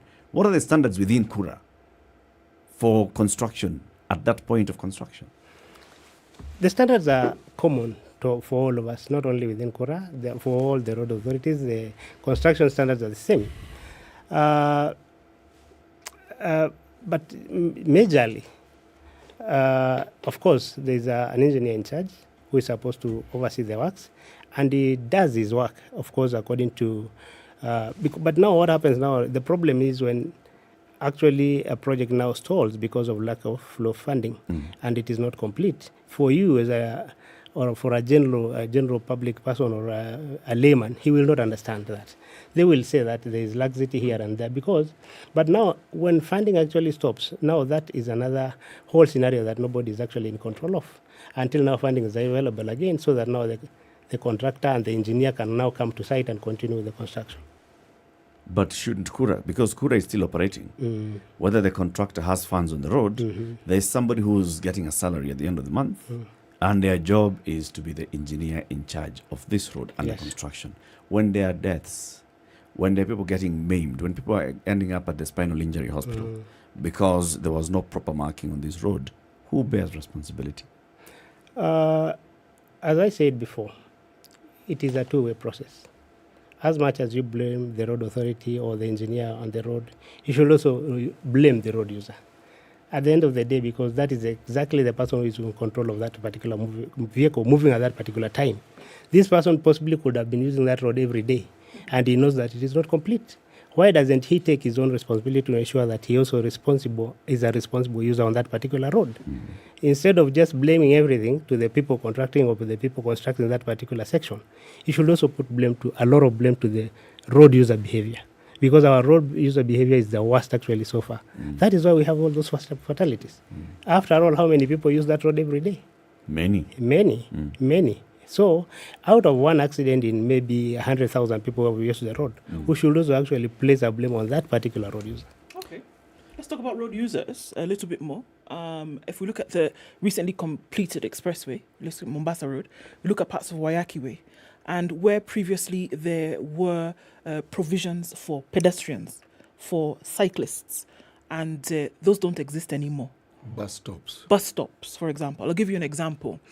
Between the South B turnoff and General Motors on Mombasa Road, there is no longer any crossover between this side of Mombasa Road and the other side of Mombasa Road. That means if I were going to Furniture Palace and I was here, I could not cross over anymore. I would have to go to General Motors. If I was walking, I would walk all the way and then have to walk all the way down. Are the road users taken into consideration when something like this is happening? And then when we see that that doesn't happen, what happens? What happens in that case? Okay, first of all, the expressway is again a road. I wouldn't be really adequately able to answer on that. But at the same time, if, for example, the expressway was ours and those crossing points have actually either reduced or have been the road. They've not reduced. Yes, they don't exist. They don't exist. Yeah. Why are you saying they don't exist? It's because initially, before the expressway was constructed, there was only one footbridge. There was one major crossing point at the General Motors. And later on, Kenya actually built a crossing point there. That was the only footbridge. The next one was at Bellevue. Yeah. So all these others were illegal crossings. There was only one marked crossing here at Airtel. And that actually came out of demand, and because very many people were crossing at that place, and therefore fatalities were so many there. So the place had to be signed and marked. Ideally, if it is an expressway, then you're not supposed to have as many crossing points. Therefore, this is just a way to instill discipline to the, although even if you're a pedestrian, this is an expressway. You cannot have a footbridge after every 2 meters or 20 meters or 30 meters. They are designated locations, actually derived from statistical data. Knowing that General Motors is a high pedestrianized crossing point, Bellevue the same, and all those are, there's another one at Imaradaima. Yeah, those are avenues, major avenues of pedestrian traffic. And there, because again, financially, we cannot. It is not really cheap to construct one footbridge. It's quite an amount of money. So it is not economically viable to have one after every 200 meters. Let's use an example of a road that you're in charge of. Okay, Outer Ring Road. Okay, how many designated pedestrian crossing spots do we have on Outer Ring Road? We have constructed 9 footbridges. Okay. In the How many kilometers. designated matatu bus stops do you have on Outer Ring Road? You see, the problem that we have with Outer Ring Road at Tasia every morning is matatus stopping right on the road, trying to pick passengers. On the side is the railway land, so there's nowhere where matatus can go and park because this is the railway path. What have you done about that? At that particular location, where the railway actually fenced off its corridor, yes, there is a back lane and there is a footbridge. That footbridge is actually lands pedestrians on the other back lane, so that matatus are actually supposed to go round and pick passengers on the other side and move. But that is, as it were, our public transport system again is the worst so far. They pick and drop passengers anywhere. Even when you provide those designated dropping and pick-off points, they don't obey to that. And it's not only them, it is us. Because you, ukiingia matatu hapa sahi, utasema, ukifika mahali unaenda, you will not wait for him. Nishukishe hapo. Ama usimame kwa barabara, usimamishe gari, na unajua hauko kwa bus bay. So it is a whole system of the users and the operators. It's not so much a system of the whatever are not provided for. Let's take a break, just a short break, as we say goodbye to the audience on KTN Home who've been with us since the top of the hour. But the conversation continues on SpiceFM. We have with us in the studio Wilson Tikwa. He's Assistant Director in charge of Road Safety at the Kenya Urban Roads Authority. We are talking about Roads Authority, how Kura is enhancing safety on urban roads. We'll be back just a short while.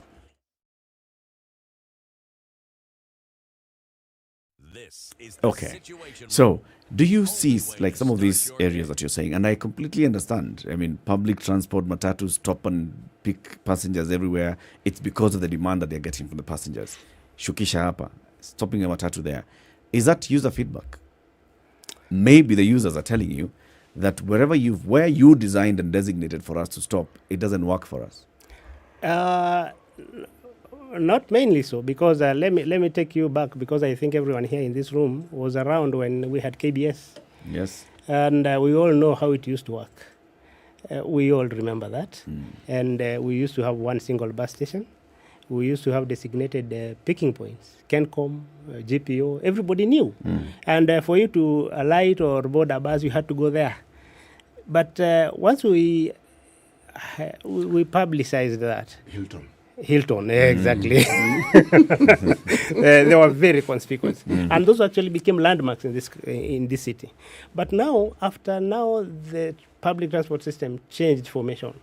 It is now you have your own matatu, I have mine, he has kila mtu akona yake. And it is now a rush against time and to pick as many passengers as possible. That is where the storm started beating us.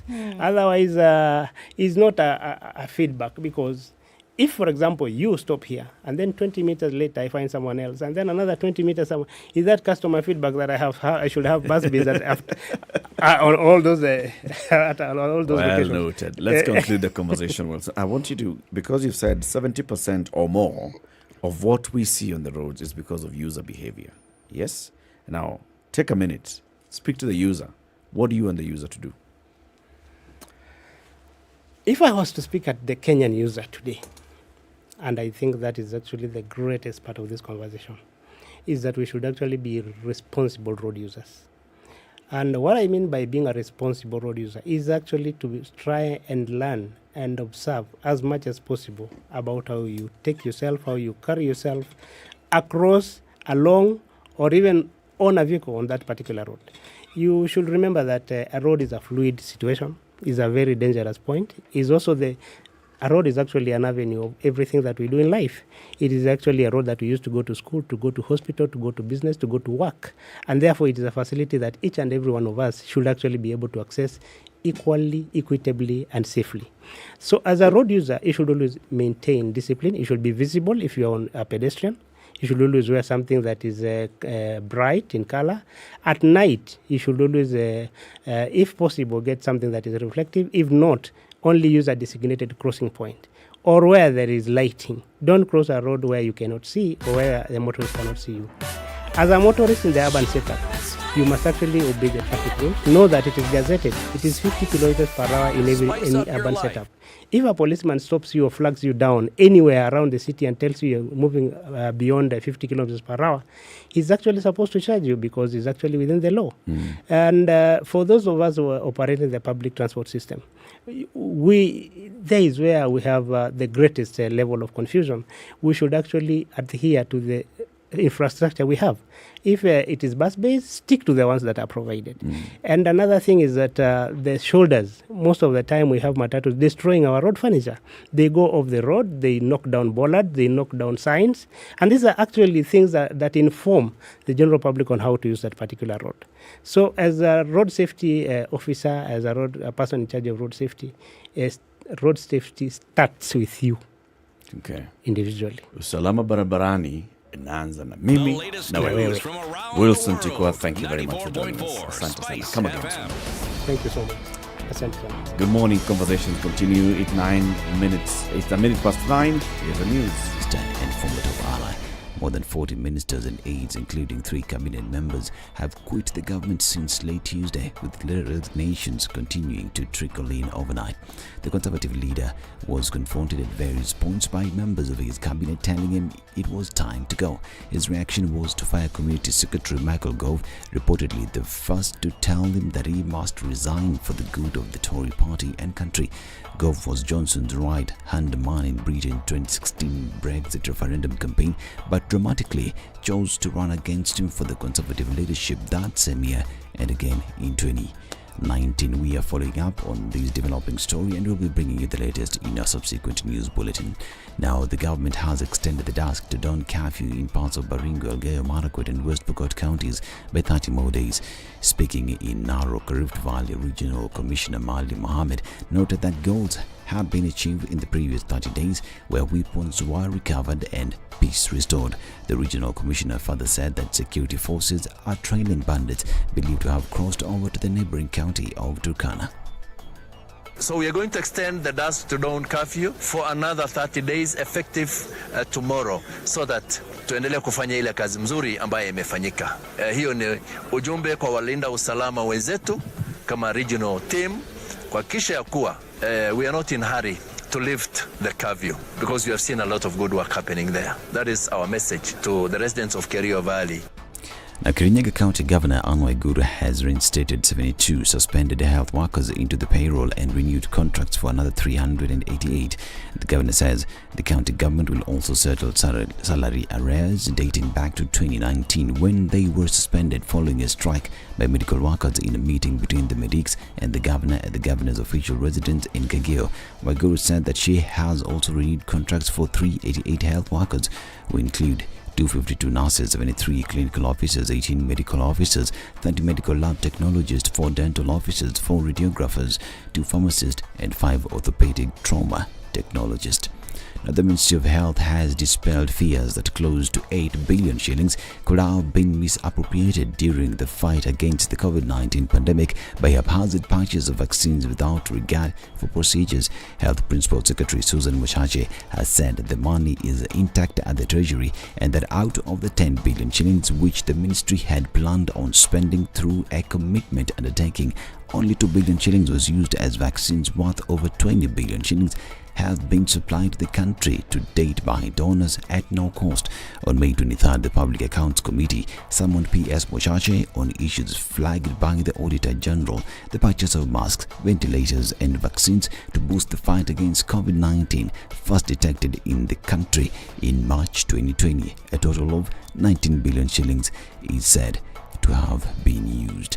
Now, Ford Kenya Party leader Moses Wetangula has distanced himself from the Greek company awarded a tender by the Independent Electoral Boundaries Commission to supply and deliver ballot papers for the August 9th general election. In a response to widespread reports that Wetangula may have an influence in the printing of ballot papers and polls registered to be used by IEBC, courtesy of his alleged association with individuals linked to a firm awarded by the tender, the Bungoma senator insists that the persons named are not known to him in any way.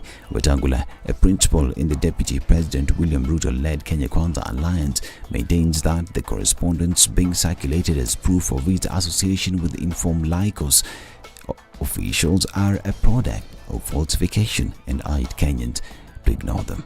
I want to make it very clear that I have no interest whatsoever in any paper business, list ballot printing for any elections. I do not trade in paper. I do not trade in printing. I am a full-time politician and lawyer, sometimes straying into farming. I have read the story very carefully. The headline they have screamed with does not even tell you their story. This is Newswire. Dennis Aseto. Good morning. The news on SpiceFM is brought to you by the Communications Authority of Kenya. The Communications Authority of Kenya, opening your world.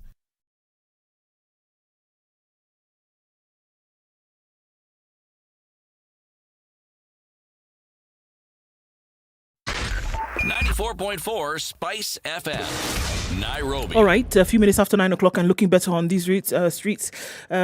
Looking outside of Nairobi, not too much of an issue as having not been reported this morning.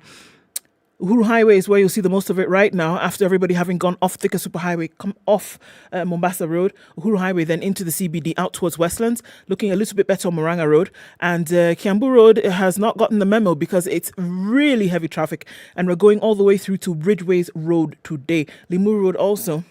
The belly of Muthaiga still continues with traffic. James Gishuru finishing off what's left off at about 9 minutes or so, then getting onto Waiyaki Way. We're going to have to keep an eye on this. Apart from that, it looks like folks are getting the memo that traffic hour ends soon. Outer Ring at the nexus between that and Juja Road. That still continues with some traffic as well. Let's talk, see what happens in about half hour. SpiceFM, KE on Twitter.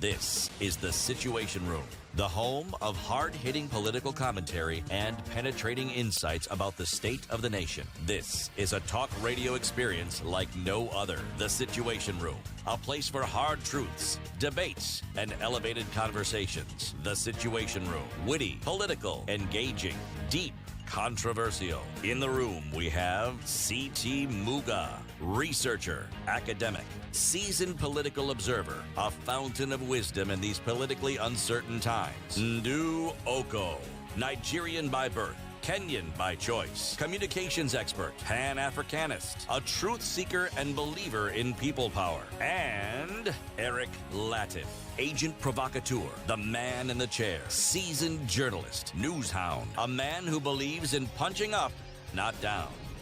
This is the 8 minutes Situation after Room. 9, the The conversation only way to continues. start This your is the day. fourth hour of our show today. We've been here since 6 a.m. We're here every weekday morning from 6 to 10. We have a new guest in the studio. It's Thursday, the 7th day of July, 2022. Hashtag Justice Thursdays. As we talk about access to justice, we will be introducing our guest shortly. But first, the proverb.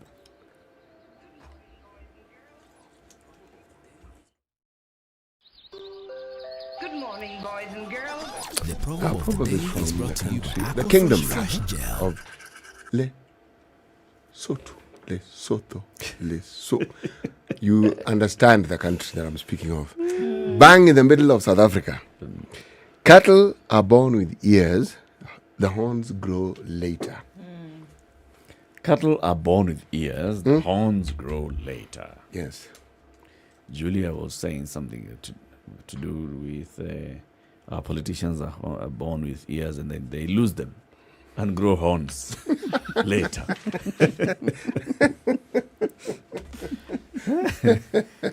Kenyan politicians are born with ears, they lose them, grow horns. In fact, you actually get the impression that our politicians are also born with the teeth. Yes. Yeah, there you go. Ready to munch. Yes. Yeah? What did she say? At one point, our politicians lost their ears and grew horns. Donge. Silvio. Brush your teeth twice a day with Aqua Fresh Gel, the secret to long-lasting fresh breath, strong teeth, and You know, healthy when gums. it's Thursday, we have a justice conversation because we want to spread the message of accessing justice for everybody. It's a right guaranteed under the Constitution. Today, we want to focus on accessing justice for people living with disability and special needs. Do they have access to justice? And joining us in the studio for this conversation is a Deputy Academic Registrar at the Kenya Institute for Special Education, Flora Malasi. Good morning. Good morning. Good to have you on the show. Welcome to Kenya's biggest conversation, the Situation Room. How do you like your space? Are you comfortable? Very comfortable, thank you. Would you like some njugu hivi, karanga, ama some chocolate as you Niko enjoy sawa. the flight, you know? Have some hospitality and do what else have we have? We have all these things. It's because what you're occupying is the hot seat. Yeah. And we will have a conversation, but also we'll ask some tough questions with regards to what you do at the Kenya Institute of Special Needs. And I think the first thing that we want to do is to understand, Kise, what is the Kenya Institute of Special Needs and what do you do? Yeah, thank you very much. Kenya Institute of Special Education is a SAGA, a government SAGA, semi-autonomous government institution, which is mandated to train personnel to serve children or persons with disability in Kenya. And we have quite a number of mandates, and one of the mandates is to train. Another mandate is to run an ECDE, that is an inclusive early childhood center, which is actually a role model on how we can include children with disability right from early childhood. We also have a mandate to conduct research in special needs education. We also disseminate information related to disability as well as preparation, production, and repair of educational resources for persons with, or devices for persons with disability. So are you in charge of only the schools that you manage, or are you in charge of every education for persons with disability and special needs? We are in charge of training teachers for the entire country, as well as run a national assessment center where children are assessed.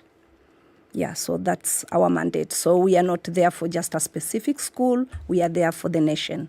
Okay. Yeah. There are very many people who will talk about their personal experiences with children. That you have a child and the child has some developmental challenges, and then you also don't know. There are those that are clear, visible, physical disability. Yeah. And they're looking for where to take them to school as they want to start schooling. Yeah. There are those that have children with some different kind of developmental disability and you don't know. Yeah. And then at some point you've taken them to a normal school, but the teacher who's there, who has not gone through KISE, takes a while before they notice that what's happening with this child is something that needs a little bit more attention and focus. They suffer in that whole process of trying to understand what's happening to my child. Yeah. What do you have a mandate on that? I want to start by saying we have what we call a human rights model of disability, which actually clearly stipulates that disability is a natural diversity among human beings. And we should not use disability to discriminate or not offer services to these children. And therefore, persons with disabilities have the same right as any other person. So when these children are in schools and the teachers realize that these children are not performing as expected, they should know that we have reference points. We have places where we can always refer these children to. Usually the first step people would take is to refer them to a medical doctor. But once they're referred there, they get a medical report, which may not be helpful educationally. So educationally, we are supposed to refer them to an education assessment center, where now they would have a functional educational assessment conducted, and thereafter, then the proper placement is advised. However, we need to understand that disability is also complex. Complex in that what a child with visual impairment experiences is totally different from what a child with autism spectrum disorder experiences. And therefore, when it comes to placement, also challenges arise. Where do you place them? Do we have inclusive settings or integration centers where these children can get the right services? And that is where now justice comes in, because assessment denied is justice actually delayed. Every child in Kenya has a right to education, and that means right from early childhood. So what has the nation done in relation to this? You'll find that our nation has done so much to support children and persons with disability. First of all, it is well anchored in our Constitution. Article 54 purely discusses and stipulates how persons with disability should be served in the nation. And therefore, anything denied to them can always be sought for through the Constitution, because it's your right. Then again, when we go further, we have what we call Persons with Disability Act of 2003. It has had quite a number of amendments. It equally states that persons with disability should be served at all points. It should be barrier-free, it should be accessible, whether socially or physically. They have a right. But how many parents of children with disability, how many guardians of children with disability are aware of these rights? And that is why it's important for us to sit here today and let them know there are laws anchored in, there are laws in this country which support them. and they are supposed to exploit them because they are there, but they are not exploited. And would you be able to give so when we're saying that first on this hand there is government policy, there's a saga in place to make sure that children, it doesn't matter where in the country you are, a child with a disability in this country has certain rights, right? Yes. On this other hand, we are also saying that parents and guardians of these children should know what their rights are and then should be able to exploit them. So obviously we have a situation in between where there's a problem. Yes. There's a problem, it's slapping us in the face on a daily basis. Because the opposite of what you've said is true for very many a parent and guardian of children with disabilities, at whatever level it is that we're looking at. True. Right? So, upon whose shoulders is this responsibility to make sure that these parents and guardians know the rights of these children that they have? To respond to that, I think I'll say the responsibility is upon all of us who are aware of what is right for these children and are able to educate the masses. So as an institution, as Kenya Institute of Special Education, what is it that we do to ensure that this information trickles down to this parent? We conduct what we call outreach services. And these outreach services, we conduct them in collaboration with county governments in some areas or NGOs who come, who partner with us. And we go to the villages and we serve these children at that level and educate the parents. We inform them of the existence of National Council for Persons with Disability, how they can access those services and have their children registered, because lack of registration would lead to lack of services. And you see, this is what also trickles down to what we say. We end up being slapped in the face because when this child is not registered, that means the child has not been captured. So this child may be in school, yes, receiving services, but the moment the child is out of school, the child disappears into the oblivion because the child has not been registered and has not been captured that they are existing out there. So what happens when they are violated? What happens when they are denied their right to whatever services they need? They do not get the right support. And yet the judiciary system is in place and they are always ready to support them whenever need be. So there is this issue of having what we call the pro bono advocates or lawyers who can be accessed whenever need be. How many parents know about that? Very few. So when we go out there, we let them know that all what you need to do is to approach the National Council for Persons with Disability, table your case, and from there, they would advise you on how to access these services. But these services are not readily available. These services are limited, and yet the cases are so many. And therefore, there's so much delay in justice. There's so much despair in parents. They give up along the way. And eventually, these children end up not being well served or getting justice in whatever they have experienced. I would want to focus on one area which I really feel as a country we need to up our game, and this is access to inclusive education. We already have the sector policy for children and trainees with disability, which recognizes these disabilities, and it's anchored on inclusive education. That means we should not be having children out of school who have disability. However, there are issues in relation to reasonable accommodation and quality, equitable education for these children. You've identified my disability.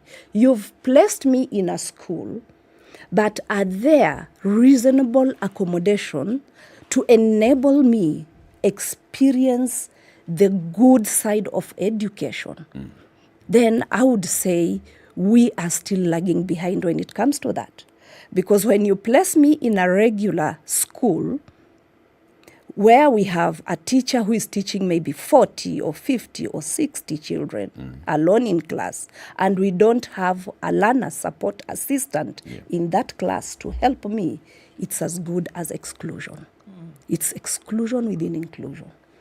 And I think that is an area where all the stakeholders in education need to come up and see how can we now have this anchored within the law that whenever a child with special needs is taken to a mainstream school, it is their right to have a learner support assistant for them to be able to pursue education to their full potential. Makes perfect sense. Has this conversation taken place anywhere, either at KISE, at the Ministry of Education? Oh yeah. These conversations are ongoing and people are coming up with strategies like KISE in collaboration, if I'm not wrong, it should be either UNESCO or another organization. We did train teachers, learner support assistants, and they are currently in those sampled schools supporting children in regular schools. And we've seen those children transit. We've seen these children transform and performing better. So the conversation is on, and hopefully it would be adopted and become anchored in policy that each and every child with a disability in a mainstream school should have a learner support assistant. Without that, we would not be supporting these children fully. You know, I think the problem begins much earlier. And this is the point when you said a child is taken to a medical professional and then they are found to have some form of disability.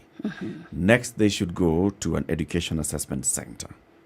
How many of those do we have in the country? How many of the education assessment centers? Oh yeah, we have 47 centers in each county. So at the county headquarters, there's an education assessment center. Yes. Does everybody, I mean, is it common knowledge that you can take your child to an education assessment center for them to be assessed? And then how regularly are you supposed to be taking a child through the assessment? Thank you very much. I would say yes. Within the educational circles, each and everyone knows there exists an educational assessment center within the county. How long or how many times should a child be assessed? Whenever need arises. Functional educational assessment is not a one-stop shop. That once it's done, when the teachers or when the parent realizes the child has problems, and then you have that documentation, then it ends at that. No, it is a continuous process. Why is it a continuous process? As children grow, their needs change, and different challenges arise. And therefore, teachers have to change the tactics. Other service providers may be needed to support this child further, and therefore it is a continuous process. So we usually encourage parents that whenever the child is transiting to a new level, then it's important for them to be assessed just in case there is need to adjust the services needed. An example I would use is of a learner I supported at one point. When this child was still a baby, the child had cerebral palsy. But when the child entered school, the teachers realized the child had difficulties in speech and had intellectual challenges. So that then changed the game. They needed a speech therapist, and at the same time, the child could not still pursue education within the mainstream. So the child was taken back to assessment for them to determine the requirements Then once the requirements were stated, the teachers were advised and the child now was moved to a special unit. But when now the child was 16 years old, this is now an adolescent, a youth, completely new changes arose. There were behavior challenges. There were also more physical challenges because the child had put on weight. And therefore, the strategies to support this child completely changed. So for them to be authentic and acceptable, the child has to be taken back to the assessment center. They document what they've noted, and then the teachers are advised now, can you change from this strategy to this strategy for this learner to be appropriately supported? So assessment is not a one-stop shop. It's a continuous It's a continuous process. It's a costly thing. Yes. It's a costly process. Yes. Psychologically costly and monetary costly. Yes. What support do they get? Assessments in all our assessment centers in the country is usually a free service. It's a free service rendered by the government. So the parents are not charged for those services. The expense they incur is the transportation from whatever destination they are coming from to the assessment center. Then when it comes to some of these services which are offered in the assessment centers, for example, Kenya Institute of Special Education, we have physiotherapy services, occupational therapy services, hydrotherapy services. We have a gym where these learners are taken for different exercises. They only pay a subsidized fee just to enable us buy some of these, like the massaging oils and whatever, and it's totally subsidized. It's as little as 100 bob to keep them going, and the children receive these services throughout the period they have been destined to be there, and this really helps them. Another good example is like within the Kenya Institute of Special Education, we have what we call a sensory room, where now we take children with autism or children experiencing emotional and behavioral difficulties, attention deficit hyperactive disorders, when their moods are completely bonkers. We take them there for them to cool down, and you'll realize once they cool down and you give them instructions, they're able to do 2, 3, 4 things. And those services are free. I want us to take a break. Mwalimu City Muga has many questions. See, he's been looking at you, internalizing and crafting the questions. He's rubbing the 2 fingers. He has a number of questions. And also, if you've got any question that you'd like to ask Flora Malasi, Deputy Academic Registrar at the Kenya Institute of Special Education, please do so via our social media at SpiceFM KE on Twitter, SpiceFM KE Instagram, SpiceFM KE Facebook. If you've got any questions, also we are live streaming the show on YouTube. So SpiceFM KE, post your questions on YouTube as well. Flora Malasi is here with us because today is Thursday, #Justice Thursdays. We are talking about access to justice for persons with children with disability and special needs. It's all possible for you to post all these questions thanks to the Communications Authority, which regulates the communication sector in the country, which licenses the internet service providers, which also regulates how we communicate in these spaces. The Communications Authority, bringing the world to you and you to the world. 9:30.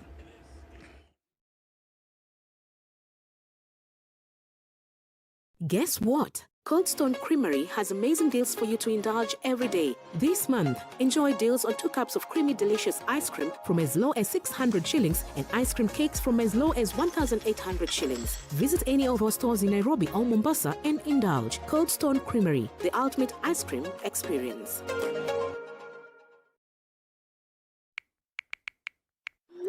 Wait. Have you seen the message I've sent you? I always knew they can never be trusted, these guys. Okay, I've seen it, but where did you get that information from? Someone forwarded me the message and they say they got it from a very reliable source. I can never lie to you. Okay, but what are these sources? Sasa, now you want to interrogate me and I'm just forwarding as received. Wey, majameneni, don't shoot the messenger. Me, I'm telling you. How do you separate the truth from the lies and facts from opinion? The election season is a period where violence, votes, and many other incidents can be influenced or triggered by a news item. When was the last time you questioned the validity of the news you saw on social media, WhatsApp, tabloids, or blogs? Where do you go to fact-check what you see or hear? Fumbua is a groundbreaking collaborative journalism project designed to tackle misinformation, disinformation, and malinformation ahead of the Kenyan elections in 2022. For more information and updates, follow Fumbua Kenya on Facebook, at Fumbua KE on Twitter, or fumbua.ke on Instagram.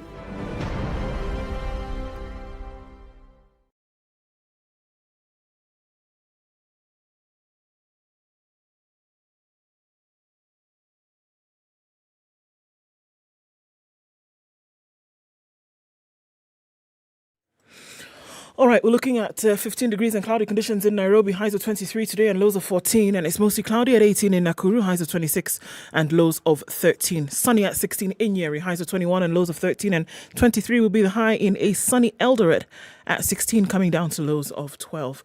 25 degrees and light rain in Mombasa, highs of 28, and we'll see highs of 28 in a rainy Malindi, coming down to lows of 24.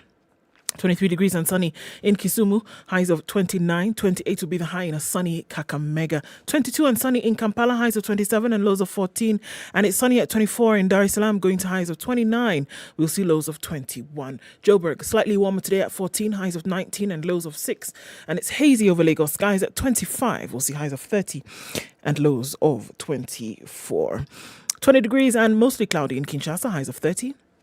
We're looking at 36 degrees out in Beijing today. Monsoon season is here. That'll be the high for today going into evening. 24 will be the low, and 17 degrees and cloudy in Paris. Highs of 24. 25 will be the high in a mostly sunny London at 17, and it's mostly cloudy at 25 in New York. We'll see highs of 27 and lows of 22.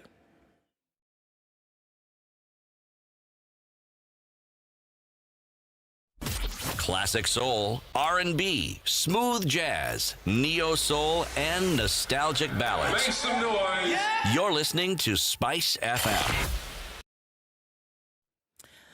The time says that we're out of traffic hour. It doesn't look too bad in most of the streets. Mombasa Road, that issue that we saw earlier, that has been sorted out, flowing freely into the city. The exits on the expressway causing a bit of an issue, but nothing to cry about, at least not for now. On Jogo Road, that looks all right. And we're looking at that Pangani underpass because of that heavy traffic that came from Kiambu Road today. And we're just looking at the end of it now. Juja Road still continues really heavy, especially as you're approaching Pangani and then onto Ring Road, Ngara. Keep an eye on things, folks. Through the morning, SpiceFM KE on Twitter.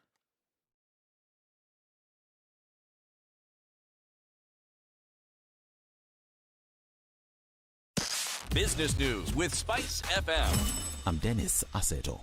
The Nairobi Securities Exchange has announced the temporary suspension of part of fees involved in day trading. The waiver is expected to touch on second-leg fees charged on investors for selling or buying stocks after an initial purchase or selling transaction.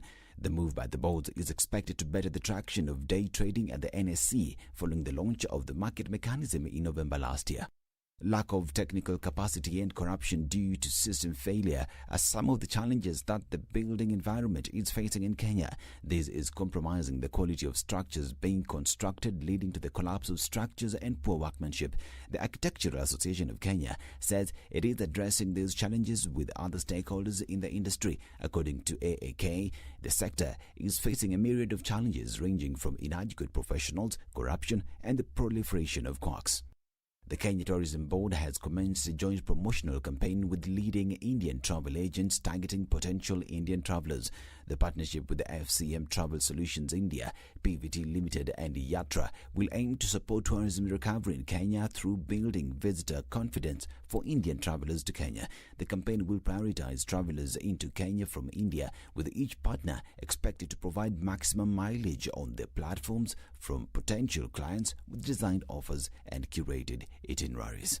Fears are rife about a complete depletion of omena fish in Lake Victoria in the next 3 months as uncontrolled fishing activities by fishermen continue unabated.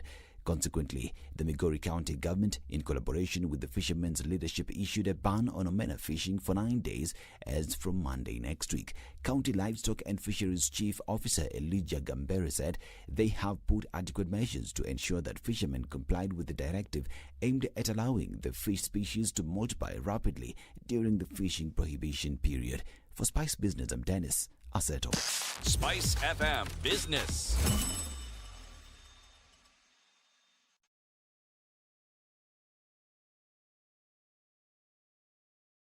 Mature, intelligent talk every morning. Spice up yourself. 23 minutes to 10. The conversation continues. This is a Situation Room on SpiceFM, on radio and online. And you can get access to all the conversations that we have every morning because we upload video content on YouTube. And you can also save what you want to watch later. In your pocket. Absolutely. Mozilla Pocket gives you an opportunity to do that. Just put it in your pocket. And a very interesting aspect to this is that now Kenyan content creators are actually creating content that will be very fun for you to consume, that you can also see later. Like so Spice FM's Situation Room. Voila. So there's an opportunity for you to have all your information that you want at a later date. But then there's also content that is being specifically curated for and by Kenyan artists, Kenyan authors, Kenyan, influencers, and that also will be found on Mozilla Pockets. We continue the conversation. Access to justice for children with disability and special needs. Flora Malasi, Deputy Academic Registrar at the Kenya Institute of Special Education, is here with us in the studio. City. Well, I have actually 3 questions that I want to ask. One is, the services we speak of, how widespread are they around the country? Yeah, the services we are talking about, especially on functional educational assessment, as I had earlier on said, are spread nationally. We have educational assessment centers in each county. Each and every county? Yes, there is an educational assessment center. And within the educational assessment centers, we have staff or personnel professionals whom we call educational assessment officers. Currently, we refer them to curriculum support officers, special needs education. So they are mandated, or they are supposed to create awareness within the counties which they work. And we even have some counties which have sub-county assessment centers. This may not be in all the 47 counties, but we have counties which have gone towards that direction. So they create awareness by reaching out the community through barazas, through visiting the schools, through creating awareness for us, so that now parents can bring their children for those services. And many a times when they are identified, they are usually informed, and if it's necessary for them to visit them in their homes, they go visit them and bring them for more assessment. So this is a service I know is available. It may not be very effective, maybe because of the number of personnel we have in the field, because counties are vast. They're vast. And when you have just 1 or 2 these curriculum support officers, SNE, then it becomes a tall order. They're only able to do up to a certain point. And that now disadvantages the children on the ground. But what we do as KISE is to give them a backup. So we give them a backup once, and we usually randomly choose counties to go. So just like 3 weeks or 4 weeks ago, we were in Nakuru and Naivasha area up to Nyahururu. Then last month we were down at the coast, Kilifi, Malindi. And before that we were in Samburu. And these are outreaches which have just happened within this year. So we keep on reaching out as much as we can, and we are doing a great job. It's interesting that you say this because, how are you this is policy, this is government policy, yes, to be able to do this. Yes. And then also, combining hands with judicial policy in the country. How are you reconciling this government and judicial policy with traditional beliefs? Because as you say, you're going into Samburu, you're going into areas whereby usually, up until maybe recently, the attitude has been that if you have a child with development problems or with any kind of disability, there is the first response to keep them locked up, away from society, and believe that somebody from the ancestors has cursed you. How are you then able to say, bring these children out, that there's still an opportunity for them to learn? I think in Kenya today, many parents are educated to a certain level. They are literate and they know children with disability can be served. Because the moment we plan to visit an area, the chiefs within that county area make announcement, and parents come in droves. And they come with that hope that finally there would be a solution, there would be a direction given on what I can do with my child.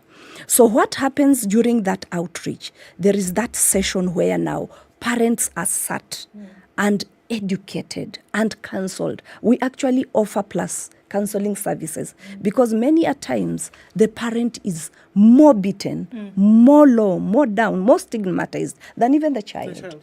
So we sit, guide, counsel them, and from there we educate them. And I think this changes the attitude that this may be a curse or this may be something else other than a natural happening. And it has been helping quite a lot. But we still have so much to do because we need to do follow-up. Without follow-up, one would regress. But when there is consistent follow-up, you keep on supporting and giving them the strength to move on.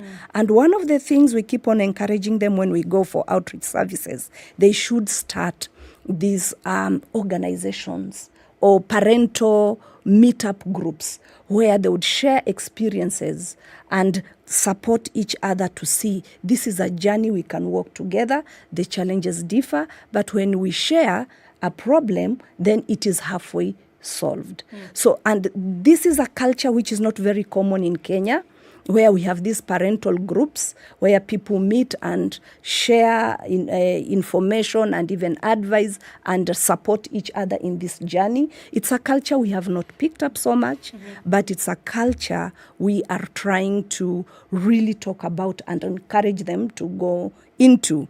People are so much into organizations, so they're just looking at which organization can I, but organizations are up there. And you're back here in the village. So you need this support group within the village more than you'd even... The organizations should now come to farm up and support you to receive more services. There's always the issue of stigma attached to people who live with disabilities and more so with children. Now, again, there are the constraints you mentioned about personnel, human resource. But the point you've just made, I think, gets the heart of the matter in that it points to a possible solution. Partnering with organizations that already exist within the various counties that work with children, not necessarily children with disabilities, but work with children. The parent groups that you talk about, it reminds me of the peer groups that were set up in HIV and AIDS campaigns. Now, is it possible for Kise to be able to help train? Because if groups already exist, help train so that the work that the personnel you have then simply becomes one of oversight and ensuring that the work goes on. Is it possible? Yes. It's like you are reading our mind as Kenya Institute of Special Education. Corner leakage. Yes, maybe. We are already we've been doing it, though not consistently, where we would have workshops for parents, and we source them within Nairobi and its environs, where they come sit and we conduct a training. But currently we have a huge national conference. I want to even call it international conference on parents of children with disability. We are going to hold this conference in November. And it's purely a parental conference where we want to bring parents with children with disability to come and share their experiences, their expectations, and what they would desire the nation to do for them. So with that kind of a fora, we shall be able sort of like to strengthen and to emphasize on the importance of these peer groups, which would support them right from the grassroots. Yeah. You know, Flora, I hear what you're saying, what you've been doing, and I want to acknowledge the work that Kise has been doing. But allow me to say, I feel like it's just a drop in the ocean. The government of the Republic of Kenya has just been checking the boxes. Do we have an institute for special education? Yes, we do have. Do they have some programs? Yes, they do have some programs. But in terms of the support that the children with disability and special needs need, the support that's given by the government to these citizens, I feel it's not adequate. I feel there's a lot more that needs to be done. I don't see why, how many years after our independence, we are still having boardroom conversations that children need learner support assistance in our schools. I don't see why so many years later we are still talking about one education assessment center per county in this country. I don't see why these children don't have access to these things as a basic. These are the most vulnerable members of our society. And I'm just saying, yes, there's Kise, but Kise does not have adequate staffing, budgetary allocation to do the work that it ought to be doing. As you earlier on said, the efforts we put may seem to be like a drop in the ocean. Yes, and that may be because of the diversities. So there's so much we do. Like currently, we train teachers in all the areas of disability. That's around 10 or 11. So we as an institute mandated to train teachers, we can stand tall and say, we have trained the teachers. But you see, after we train the teachers, it's no longer our mandate to place the teachers. That's now the mandate of the teacher employer. So that then again may be a reason why Kise may not be felt, because we don't run the process up to the end. We run the process up to a certain point and somebody else takes over. Somebody else takes over. Then when it comes to issues with, for example, the issue of learner support assistance, it requires many government sectors to come together and see then how are we going to support this staff. Because should they be teachers or should they be staff who are specifically trained to be able to support these children? And if that's the case, then there would be, who would be their employer, or what are the terms of their employability? But as Kise, because we found that this is unnecessary and a delayed support, that's why we went ahead, did a pilot and trained to showcase. You know, for you to be able to convince the government that this is important, you really have to put your case down. And we have already taken that step. So we are now moving to the next step of telling them, we've showcased. Can we now roll it out nationally and see how it works? And I believe we are towards that direction. Of course, delayed, but, you know, we are making the stride towards the right direction. You are moving. That's the point. When you talk about the training for the special need education teachers, are you the ones who standardize the curriculum? No. The curriculum is standardized by Kenya Institute of Curriculum Development. Ours is just to implement.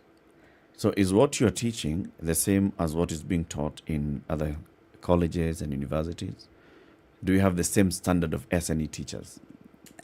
That would be a bit difficult for me to respond to, because for Kenya Institute or for Kenya, the special needs trained teachers from teacher colleges are taught with an approved, a vetted curriculum by Kenya Institute of Curriculum Development. And they are examined by the Kenya National Examination Council.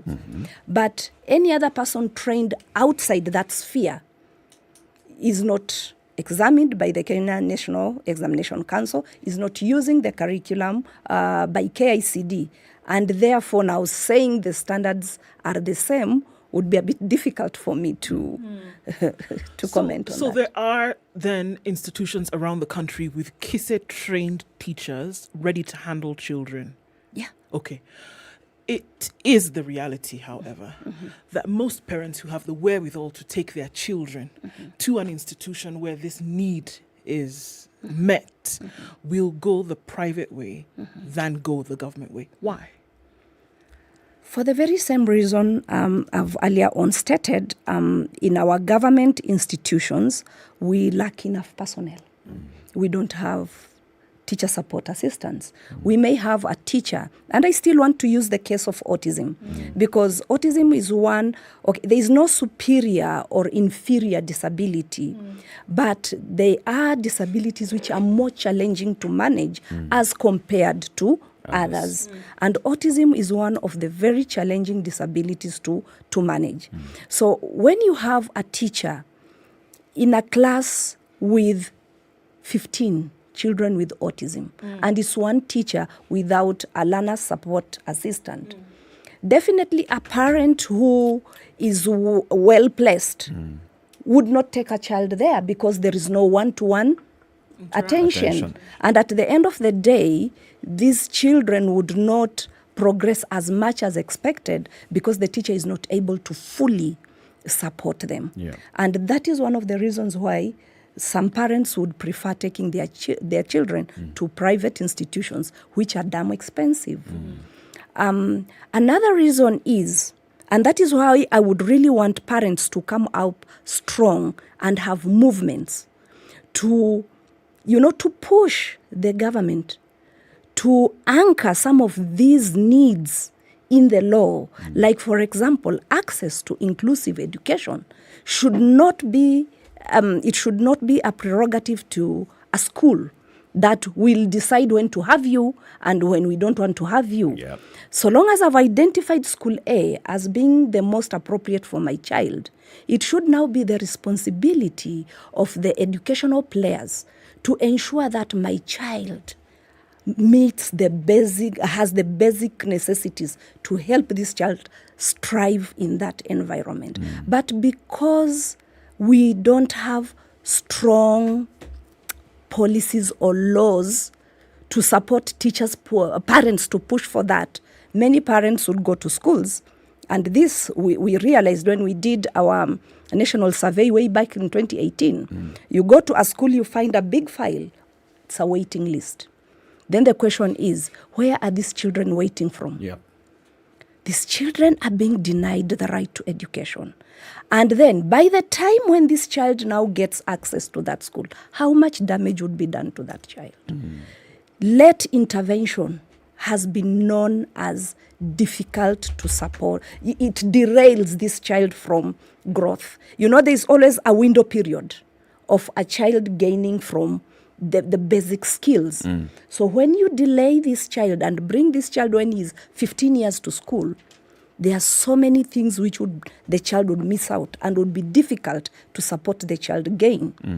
And that is why we need to actually educate our parents that when you take your child to school, and the school says, we are sorry, we cannot support your child because the needs are ABCD, they should demand for a written document.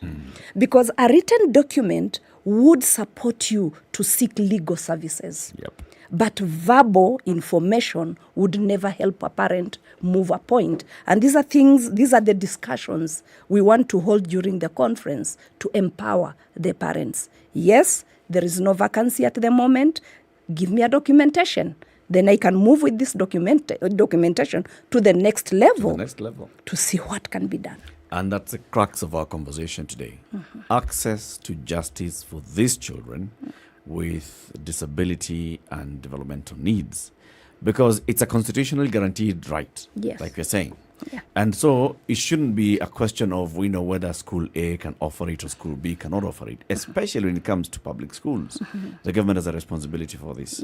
And then it's oldest players in this, in the education sector, institutions such as yourself, parents of such children, and everybody else to then work together towards pushing for the realization of these rights. Because the longer we delay realizing these rights is the greater injustice that we are serving our children out there. Final message then to Kenyans from you, Flora. So my message to Kenyans is, as a country, we really appreciate, as an institute, we really appreciate the efforts which and the support we've received from the government to train teachers and train personnel to serve persons with disability. And we are doing the best we can to ensure that personnel are trained.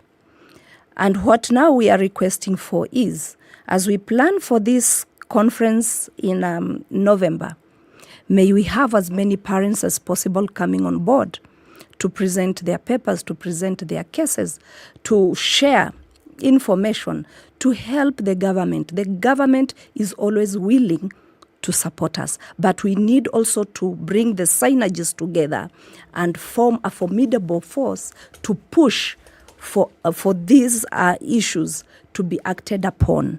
And by so doing, we welcome you to this conference so that we can share the ideas. Asante sana. Flora Malasi is the Deputy Academic Registrar at the Kenya Institute of Special Education. We've been talking about children with disability and special needs and their right to access education across the country. Today being Justice Thursday. Thank you very much for keeping it locked. You can find all our conversations on YouTube. We save each hour's conversation every single day. We also share these clips on social media, on SpiceFM KE, Facebook, on Twitter, on Instagram. And if you download Pocket by Mozilla, you can even curate all the conversation for yourself. Absolutely. And then have a place to look at all these conversations later on. Isn't that great? Keep it in your pockets for you to have access to later. Thank you very much. And also it's because the Communications Authority does a good job of regulating these spaces, making sure that everybody has adequate access to information through social media, through broadcast, radio, TV, through print, through internet services, everywhere. Have a lovely day, folks. We'll be back tomorrow. It's coming up to 10 o'clock. City Muga. So you say goodbye to everybody. Well, indeed, goodbye. Is that all? Well, I'm sure you want me to mention the proverb. Cattle are born, not cattle, as in ng'ombe. Born with ears. Livestock, born with ears. Lovely day, folks. It's 10 o'clock. Spice up your life.